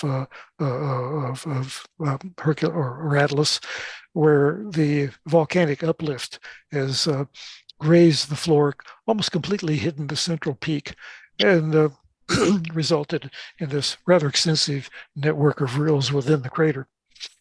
Wow. Hercules and Atlas again, but almost indistinguishable at sundown because you can't see their interiors. Hercules has a very distinctly flat floor with a crater within the floor, whereas Atlas has the pronounced rill system, but those are now in shadow. So if you weren't really familiar with lunar territory, you might not recognize where this, what these features are. Backing up a little bit more, I really like this picture because it's easy to imagine that you're looking out a spaceship window in orbit around the moon, looking off toward the horizon.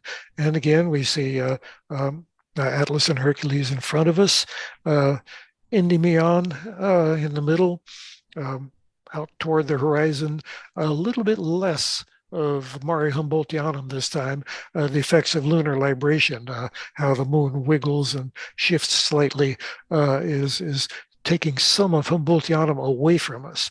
When the Humboldtianum is tipped toward us at maximum libration, we can see the far side of it, the far shoreline. But in this case, that's rolled along around beyond the horizon. Looking down at Atlas and Hercules again, just off to the right of them, notice the extremely bright, small, very small, but bright splash of rays. This is a very young, fresh crater, only in terms of hundreds of millions of years old versus the billions of years for the other features in this picture. Crater rays fade within about 1 billion years. So when they're very fresh, very bright, this is a fairly new crater. And moving on, another shot of Endymion toward sunset up on the northwestern limb of the moon. Very distinctive crater. I call it a Plato wannabe because everybody knows the very dark floored Plato crater up near the moon's northern regions. It's one of the sentimental lunar favorites that everybody falls in love with. But there's a lot of Plato wannabes on the moon, these dark floored, basalt flooded craters that have been modified by the same type of volcanic action. Still orbiting around the same area, just another goodbye view of Atlas, Hercules, Endymion, and jumping down south. The Rada Valley, south of, one of those senior moments where a name that I know just vanishes. It'll come to me. Anyway, just south of one of the lunar seas down there. Mare Nectaris, there it is, just popped back into my head. Just south of Mare Nectaris, we see this gouge, almost 600 kilometers long. It's like this gigantic blob of material thrown out by the Nectaris impact, just crashed south and tore this big gouge. However, we call it the Rada Valley, but it has a very distinct dogleg right around the crater mallet. They call it the Rada Valley because the northern part begins near the crater Rada, which is just out of the field of view. But I believe this is actually a feature that was created by two different events. The northern part created by one event, the Rada Valley, the bottom part, a second event, which in my thinking, this half of it, the bottom half of it, should be called the Mallet Valley instead. But I do not name the moon. I am not part of the IAU Lunar Nomenclature Committee. So just my thoughts on that. And down near the Rada Valley, one of the really huge craters on the moon, one of the 10 largest craters on the moon, is Janssen, a little over 200 kilometers in diameter. It is so wide and so shallow that at higher sun angles, at greater phases of the moon, rather than sunset or sunrise like we see here, it virtually disappears. People will find Fabricius crater, which lays within it. They may even see the Riemann-Janssen rill, the scimitar-shaped rill extending through the middle of it. But Janssen, as we shall see in the next slide, the very same area disappears at high sun because it is so shallow. It does not have any relief to cast a shadow. Now, on the extreme right hand of the image, we do see that Rada Valley again, kind of fingering its way down toward the south. But you'd be really hard pressed to find Janssen crater, even though it is right square in the middle of the field of view. So some of these features, they rely heavily on sunrise, sunset shadows. Like here, well, here we are again. It pops right back into view at sunrise. And we see the Rada Valley next to it, just like it was in the picture before. But now we see Janssen, whereas before at high sun, it was invisible. And another look at the Rada Valley and the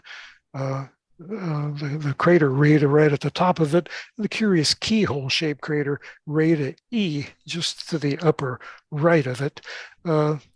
It's about 3 times wider than it is long, but it is not a solid single crater. It's actually several merged craters. So even though it gives the appearance of a very unusual keyhole-shaped crater, it was actually formed by multiple impacts. So I thought I was a couple of more slides. Looking across the Mare Nectaris itself, one of the lunar seas down in the lower right-hand portion of the moon that comes into view early in the first quarter, we see the spray of secondary craters on the upper left-hand side. They're thrown out from Theophilus crater. We'll get a better look at Theophilus here shortly, but I think this shows the secondary craters created by the debris heaved out from the Theophilus impact and splashed out across the fairly smooth plains of Mare Nectaris.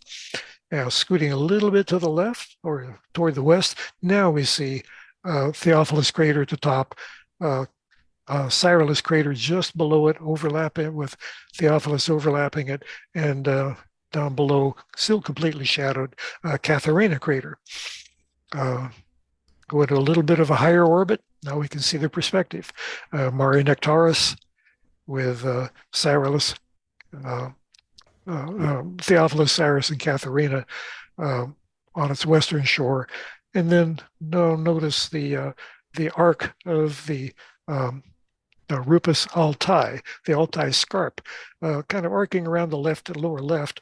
This is the only surviving segment of the outer Nectaris impact ring. At one time, this completely encircled Mare Nectaris, but over the past billions of years, it's been slowly eradicated by other impacts. And hopefully we're getting close to the end here, if I remember. Yep, 2 more slides to go. Here we get a good close look at Theophilus, Cyrillus, and Catharina, and this is a very good study in how craters appear to age on the moon. Now, all 3 of these large craters are basically the same age. They're more than 3 billion years old, but Theophilus at the top looks extremely fresh, like it was made yesterday. The others, although they're of a similar age, look progressively ruined to the point where you barely recognize Catharina as a crater at all. At one point, Catharina looked very much like Cyrillus did. Then along came Cyrillus, showered Catharina with debris, degraded it, and then Theophilus formed on the rim, butt up next to the rim of Cyrillus, a degraded Cyrillus with its shower of debris and further degraded Catharina. So they look terribly different ages, but they're all basically the same age. And again, you get this effect. Very fresh looking, ruined, more ruined, but they're all basically the same age, billions of years old. Just the old realtor's adage, location, location, location. Last man down is the freshest one there. Last one down is fresh, ruins the other ones. So we can get a good idea of the age of craters by how they're layered. Who was the last one there? Which one was the first one there? So it's a science that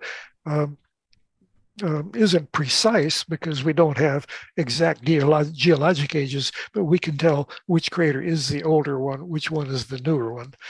And I will conclude by saying that, again, there is much to love on the moon, and I invite you to come out and join me on my playground. That's So, great. Thank you, Robert. Wonderful images. Yeah, and the book, I'm sure it has, you know, what we see on our screens here compares nothing to, you know, a finely printed book page. So, and I'm very proud of the book, and I hope that some of you find it enjoyable and useful. Yep, yep. So I've posted the link to that book on Amazon into the chat. Okay. Thank you very much. Thank you. You're very welcome. Thank you so much. Okay, so up next is Ron Breacher. Ron is going to give a very special presentation. Yep. Are you there? I am. Great. Okay. All right. Well, I've given you the stage. I gotta say hi to my friend Robert. How are you, Robert? Doing great. Good to see you. Yeah, good to see you too, my friend. Thanks again for having me speak today to the group. Let me just share my screen with you. I've got kind of a off the beaten path sort of talk today, but all will be explained. So, Scott, maybe you could just confirm that you see my screen. Yeah, it's a full screen, you know, presentation mode. So the theme of the 130th Global Star Party is our shared cosmos. And today of all days, I've been thinking a lot about who I share the cosmos with. Because I've been sharing the cosmos with one person for a long, long time. We've known each other for 40 years and been living together almost all that time and married 37 years today. So this is my wife, Gail. And so that is what inspired the title of my talk, Love in the Stars. And we're both really interested in astronomy. You see her at the bottom right here with the 20-inch obsession, getting ready for a night of observing. But really, it is my anniversary. And so you must be asking yourself, am I crazy? Like, am I a dumbbell? Because doing astronomy on the night of your anniversary could land you in the doghouse. Right, but this is the name of my observatory. The name of my observatory is the doghouse, and so when I get sent to the doghouse, it's not really a bad thing. Yeah. Right. So hopefully Gail's not going to send me to the doghouse. In fact, she helped me with a lot of the ideas in this talk, and I know she's upstairs watching the presentation on the big TV. So happy anniversary, Gail. So no, I'm not crazy. Before we get too far, we kind of need to set the mood a little bit. And boy, I sure love seeing Robert's postcards from the moon regularly. I see them on Facebook.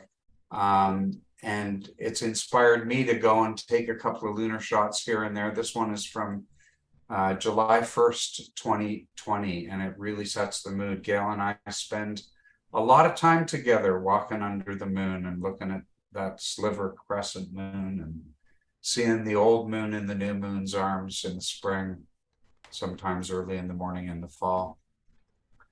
But we need to move on to the goddess of love, of course, who is Venus.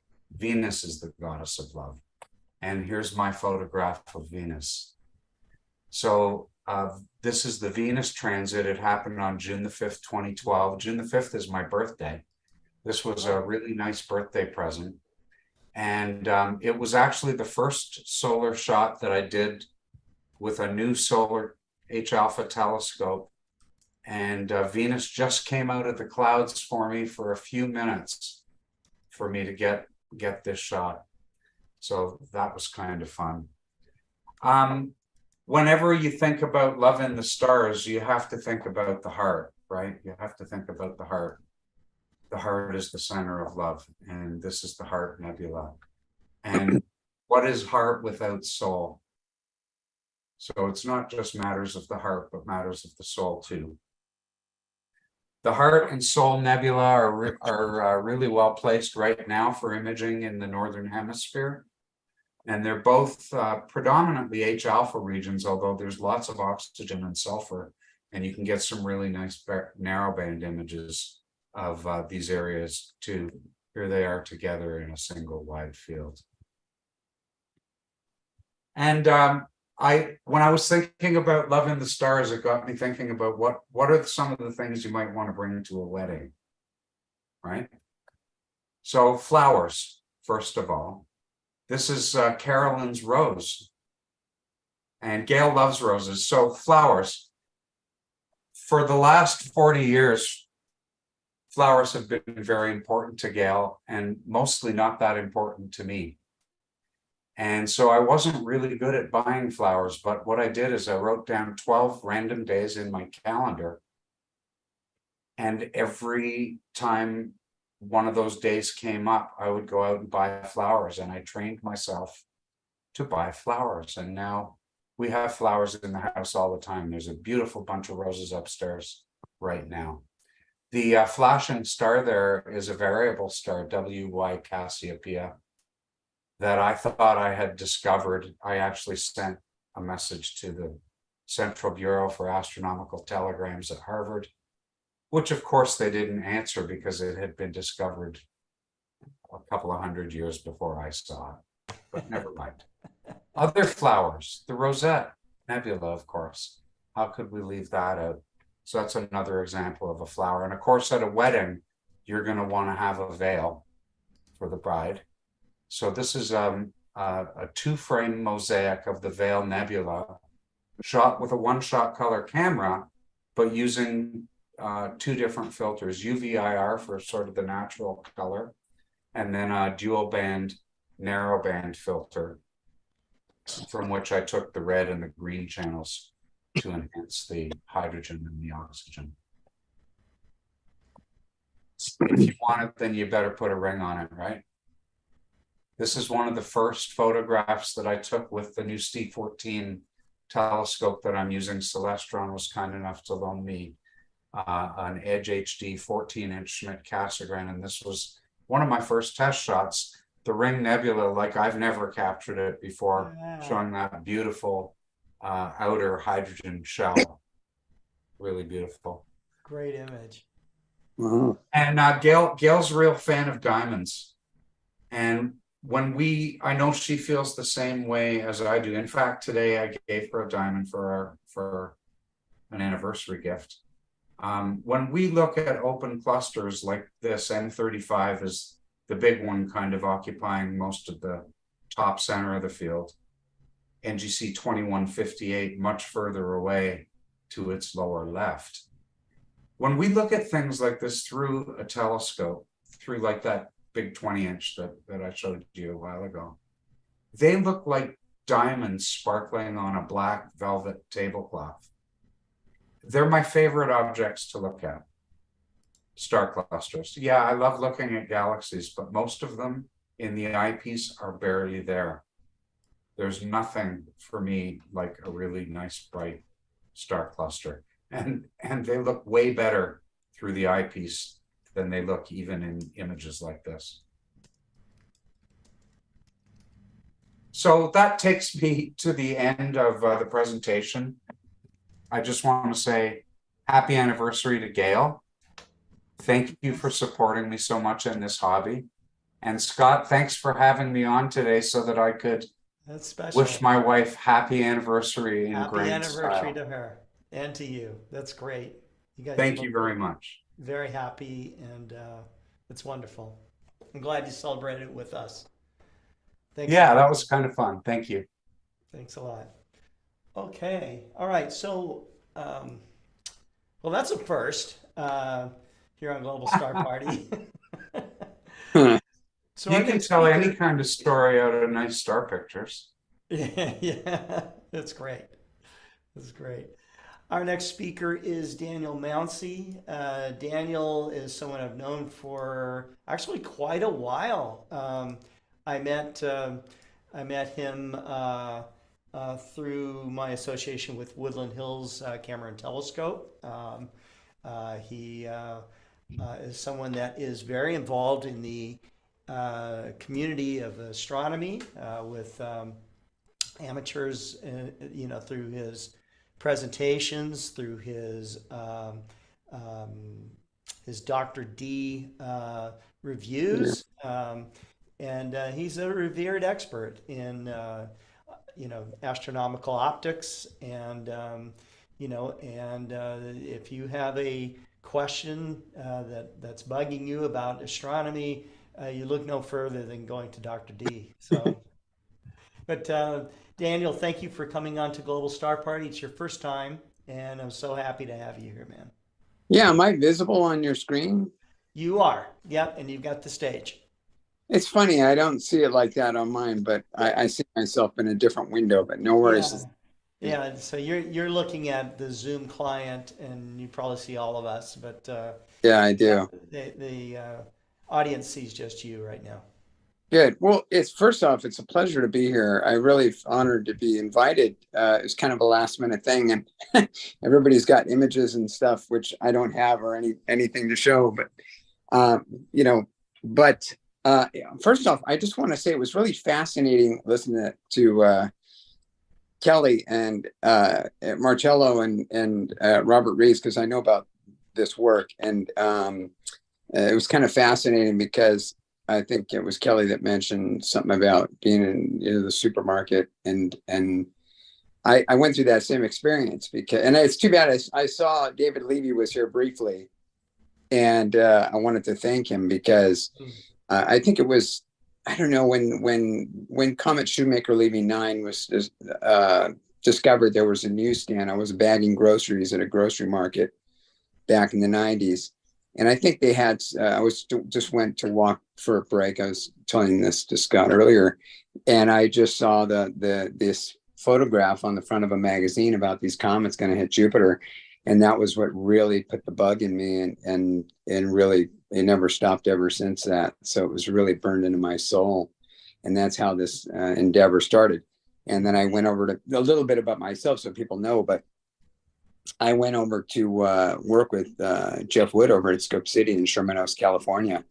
And I'm a Southern California resident, born and raised. So I ended up working with Farah Payan over at Woodland Hills Telescopes, and then ventured off to Celestron as a sales manager from around 2012 to 2014, worked with Skywatcher USA in sales.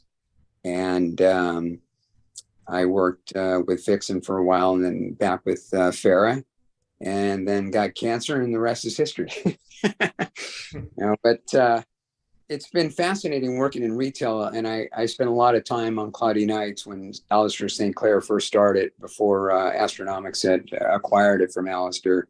And I've been on cloudy nights. Ed Zaransky and Tom Trustek, who passed away, unfortunately. Yeah. Were, I think, the only two people that were there longer than me. And I started in June of 2001 or two. I don't remember. It's been about 20 years. It's been a long time. So I've been there for a long time. But I got fascinated because I was with optics and telescopes and observation of deep sky. I had acquired some copies of Burnham's Celestial Handbook.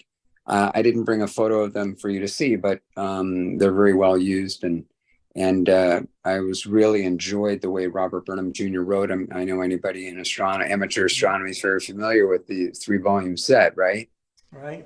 And that it was so inspiring to me to watch the way he wrote those books. And I've been reading them ever since, even to this day. In fact, earlier this afternoon, I was reading some of the books themselves.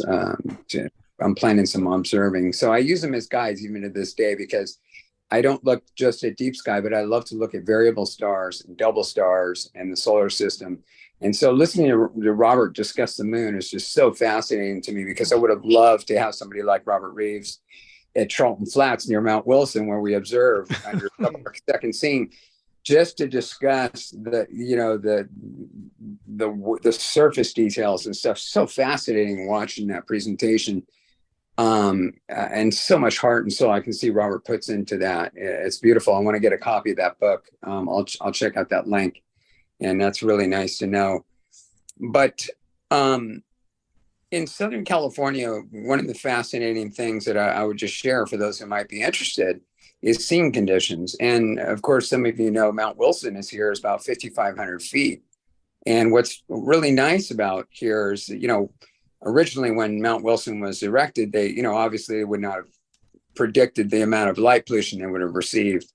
But one of the things that is good about Mount Wilson is that we get an onshore flow here with the prevailing air that moves to the northeast from the ocean here. And they get very good seeing conditions up there. And when I first started observing, I was observing at Mount Pinos. And Mount Pinos is a very famous place in Southern California for observers due to the transparency. But the seeing conditions, the stability of the air, is really not that great. And so when one of my mentors, Vernon Kiefer, he had invited me to visit with these planetary observers at a place called Charlton Flats. Mm-hmm. And that really hit home for me, because for every 10 nights I went there, I would probably only get one night out of 10 at Pinos with good seeing, whereas at Charlton Flats, there was rarely a night when the seeing wasn't good. And it depends on the seasons, of course, but such great seeing. And one of the things I have been as a visual observer, I dabbled into astrophotography around 2011 and 12. But viewing the solar system through binocular viewers and various telescopes, Dobsonians or refractors, we have beautiful refractors and optimized Newtonians to study the moon and the planets. And being that the seeing conditions were sub-arc second, like 0.5, 0.6 arc second seeing, the amount of detail, it's very hard to convince people to know they're capable of seeing it. And even in 4-inch refractors, you can see numerous banding on Jupiter, and with larger apertures on Saturn, you could see striations in the ring systems. And this is just mind-blowing to me, and it just became addictive. And so I spent many years observing here at Charlton Flats. Now, across the street from Charlton Flats, because to get to Charlton Flats, you have to go another 10 miles past Mount Wilson. And it's kind of tucked away behind Mount Wilson, about 10 more miles. But my understanding was that the 200-inch was going to be put just across the street from Charlton Flats originally. Oh, wow. Yeah. And the decision was made to take it to Palomar. But I can see why, because the seeing conditions were so incredibly good. And I just want to encourage people that if you do have good seeing, you can see so many beautiful things in the sky. And my observatory, is in Los Angeles. I have a roll-off observatory, and people are like, but you're in Los Angeles. Your Bortle scale is like 9. It's terrible, Right. But the truth is that I later learned, and for those who might be interested, that the light pollution actually worked to my benefit for observing the moon and the solar system. In fact, some of the greatest views of the planets occur just shortly after sunset, when the first stars become visible. And there's all these reasons for it, but a lot of Dobsonian owners that are familiar with this, if you're in dark skies, one of the things you see with planets are diffraction spikes. And that's caused due to the overwhelming contrast between the planets and the background. And when you're in light pollution, you don't see diffraction spikes that easily, and nor do you get that irradiation where you get that bleeding effect that you see on planets. So light pollution actually helps. I know as hard as this is for some to believe, it actually enhances the views of the solar system, and it makes it easier on the human eye, and as well as the moon. It's not as blaring into your eye. Now you can work with filters, but I've always found that the natural light pollution works so well. And so in Burnham's Celestial Handbook, I have a couple of telescopes that I use. I have a Mulan. Takahashi Mulan 250 that I use, and a Takahashi FS 152, which is a fluoride doublet refractor. And I've looked through many scopes throughout my my career and everything, but I've used those two scopes primarily in the city and have seen probably every double star within the light grasp and resolving power in Burnham's Celestial Handbook. So a lot of people go through Burnham's Celestial Handbook to look at the the deep sky, but yeah. I've actually studied every double star in that book from every constellation in the past 30 years. And the variable stars as well. I haven't accomplished all the variable stars, but I've looked at thousands of them throughout the years. And I think that reading deeply into Burnham's Celestial Handbook, even though a lot of the astrophysical stuff, some of it has changed, the fundamental things haven't changed. There's a few things that have with regard to the aging of globular clusters and things, but the timing and the astrophysics, the spectroscopy and stuff, the timing of the orbits of the stars and stuff, that hasn't really changed. They've made some new discoveries, but I can always research what's current, if there's something that's in question. But the first goal is like, how do you know what you don't know? And those books helped me to find that out, and I knew what questions to ask, so I could always, if I studied a particular star system or variable star, I could always research it today to see what's changed. And it's kind of fascinating sometimes to see what's changed, over the eons. But I had a very visual perspective reading Burnham's work in those books, and they're very special to me. And I love different books. I have Binocular Astronomy by Craig Crossan, and I love his work as well. And I love to do deep sky sweeping, with binoculars and stuff. So I love to observe as much as I've enjoyed optics. And I don't know what it is. I never got into astrophotography, but I commend those who do it and do such beautiful work with it. My favorite astrophotographer, one of my favorites of all time, was Edward Emerson Barnard. The Barnard Atlas is a two-beam set and is quite expensive. But I have a couple of great friends, Derek Wong from Cloudy Nights, as well as Dan Schechter. They both have the original copies of those books. Oh, wow. Yeah. And I was just looking at a copy of it the other day. So I've looked through them several times, and I never grow tired of looking through those books. They're incredible. The work that was accomplished in that era was just remarkable in the late 19th century. And, I think a lot of the enthusiasts, in retail, I learned a lot about, working in retail. And I think imaging really started to blossom and really go strong in the mid 2000s, I think. Mm-hmm. And, when I worked with Celestron, I suggested, hey guys, I think it'd be good to, even though I don't do astrophotography, to try to focus on helping to provide products for astrophotography. And I think overall it's worked, and helped with people who might have trouble seeing faint objects and stuff like that. But I still enjoy observing. And I've looked through your Comet Hunter, Scott. Thank you. Yeah, I love the Comet Hunters. I think they're wonderful scope, and the Explorer Scientific refractors that are been good value, and we've sold many of those with Farah. Thank you.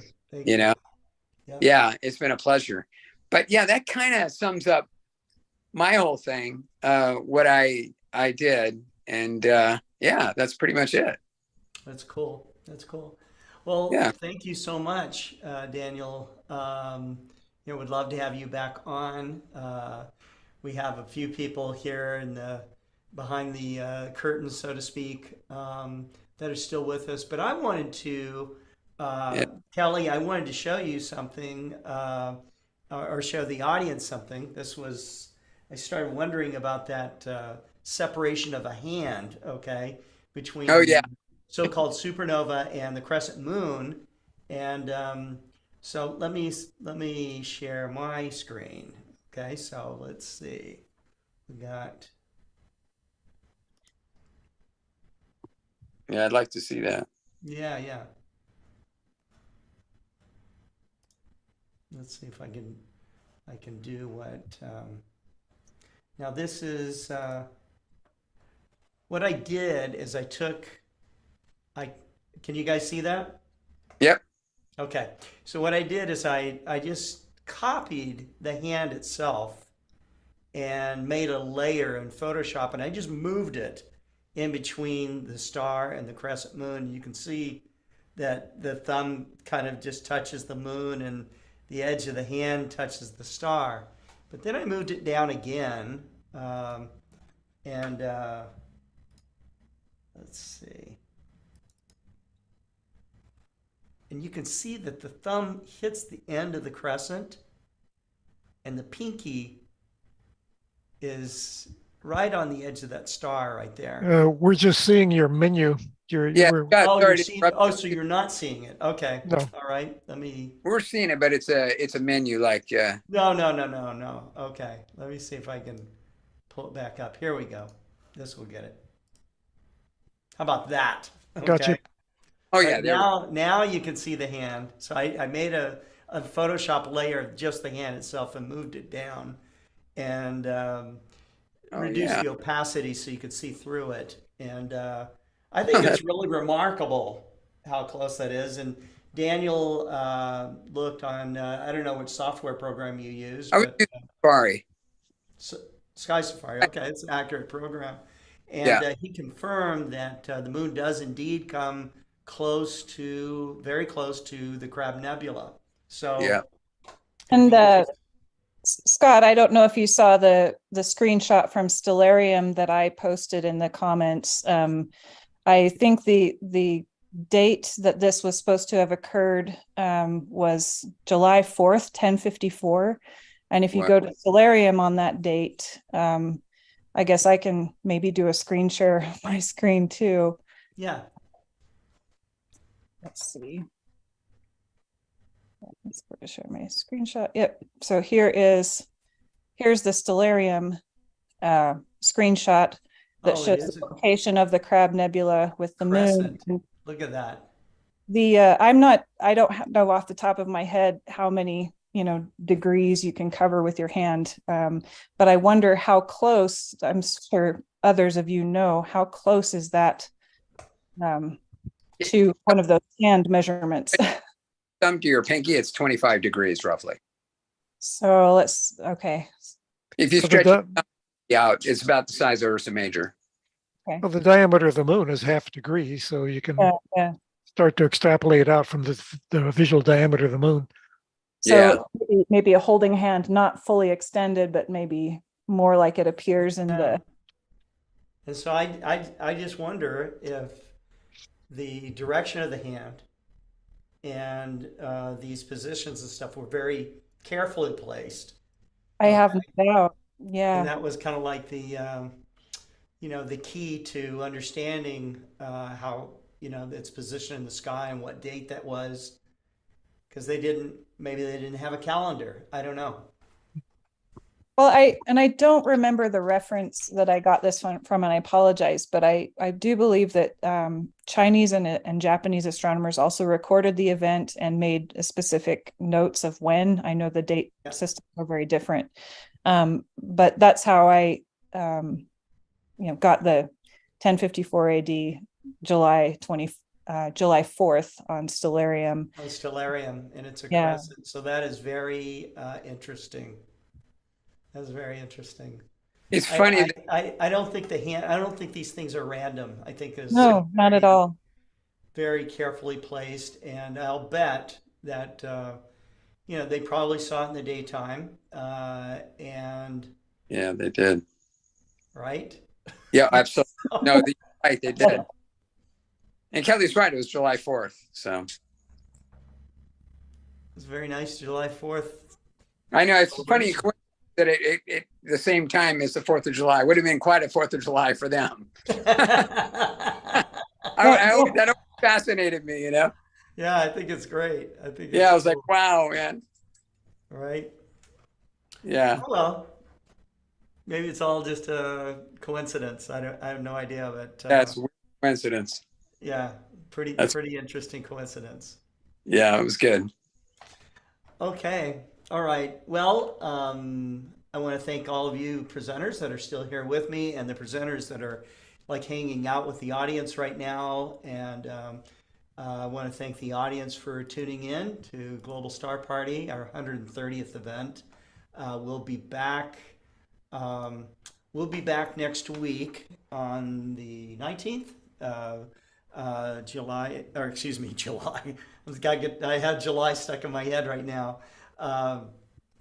September 19th to come back with the 131st Global Star Party, and the theme is the Voyager effect, and we will have the principal scientist of the Voyager missions, Dr. Linda Spilker, on with us to give a special presentation on Global Star Party. She's done a few things with us in the past, and I'm really pleased that she's doing it now. So, so you guys keep looking up, as my old friend Jack Horkheimer used to say, and we'll be back next week. Take care. Awesome. Thank you, guys. Take care. See you then.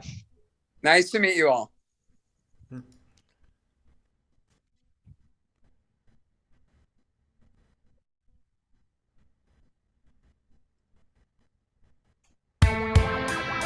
Come one, come all to the Southern Cross Astronomical Society's 2024 Winter Star Party, celebrating 40 years of stargazing, happening from February 5 through the 11th, 2024 on Scout Key in the beautiful Florida Keys. Get away from the cold and adjust your latitude underneath the pristine skies of southern Florida with breathtaking views of Eta Carina, the Jewel Box, the Southern Cross, Centaurus A, and of course, the magnificent Omega Centauri. Tickets will go on sale on or about October 1, 2023 at scaz.org. See you there!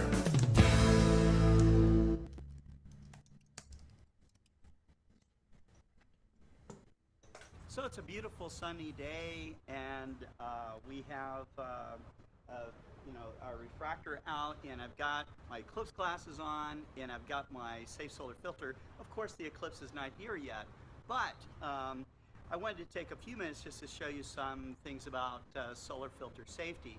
The filters that we use is the highest ISO standards, and actually independently tested by us as well. So just to make sure that those standards are met. So if you're going to use a telescope to look at the partial phases, and let me underline partial phases to you.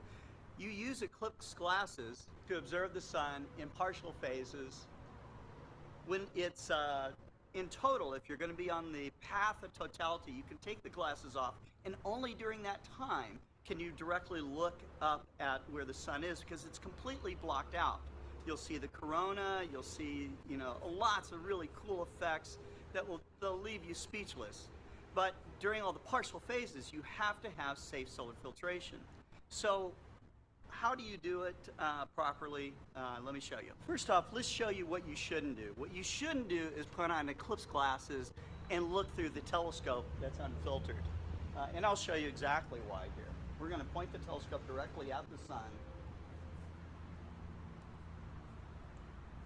And right now, we have sunlight coming right through the eyepiece. I can turn that up a little bit. If you use solar glasses and look right at the filter material, you see it's already burning. It's burning a hole right through the solar filter material. That is how powerful a telescope is. You can now see that there is a hole through there, and that could be your eye. So this is what can happen if you think that you can use eclipse glasses to look through unfiltered telescopes or binoculars. If you do that, the sun's energy is going to burn right through the filter and burn right into your eye. So if you're going to use a telescope or a pair of binoculars to watch the partial phases of a total eclipse, or just to observe the sun to look for sunspots or something like that, make sure that you are using an over-the-lens solar filter that has the proper ISO safety rating and all of that.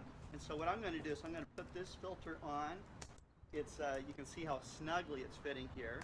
This is not about to come off, but you know, if you have a loose-fitting filter, use tape. Do anything that you can to make sure that the filter's not going to come off. And then the other thing is too is that finder scopes, optical finder scopes are like little telescopes, and they need to be filtered as well. In this case, I just have a red dot finder. There is no magnifying power to it, so I'm not going to use it to sight the sun in. The way I'm going to sight in the sun is literally as I'm going to look down at the shadow and align the scope up so I'm getting the smallest shadow possible of the telescope as it's hitting the ground. And now I can safely look at the sun in comfort and look at sunspots, and if we have partial phases going on in the eclipse, I'll see them all.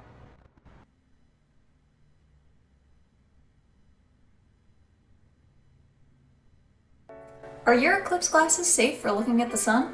Let's check to see if your eclipse glasses can handle the heat or if they need to stay inside. First off, never check your eclipse glasses with the sun. That's a good way to injure your eyes. Take your eclipse glasses and find a bright light, like a lamp or a flashlight. Hold your eclipse glasses up to the light and look through them.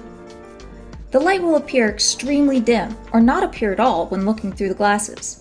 For example, you should only be able to see the filament of a light bulb, but not the glow surrounding the bulb. Also, if your eclipse glasses have any marks or scratches on them, don't use them.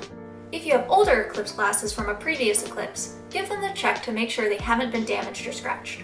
All safe eclipse glasses will meet the ISO 12312-2 standard. It's best to store eclipse glasses in a safe place where they won't become scratched or punctured. Remember, never look at the sun without eclipse glasses or a solar filter. Be safe and happy sun viewing, everyone.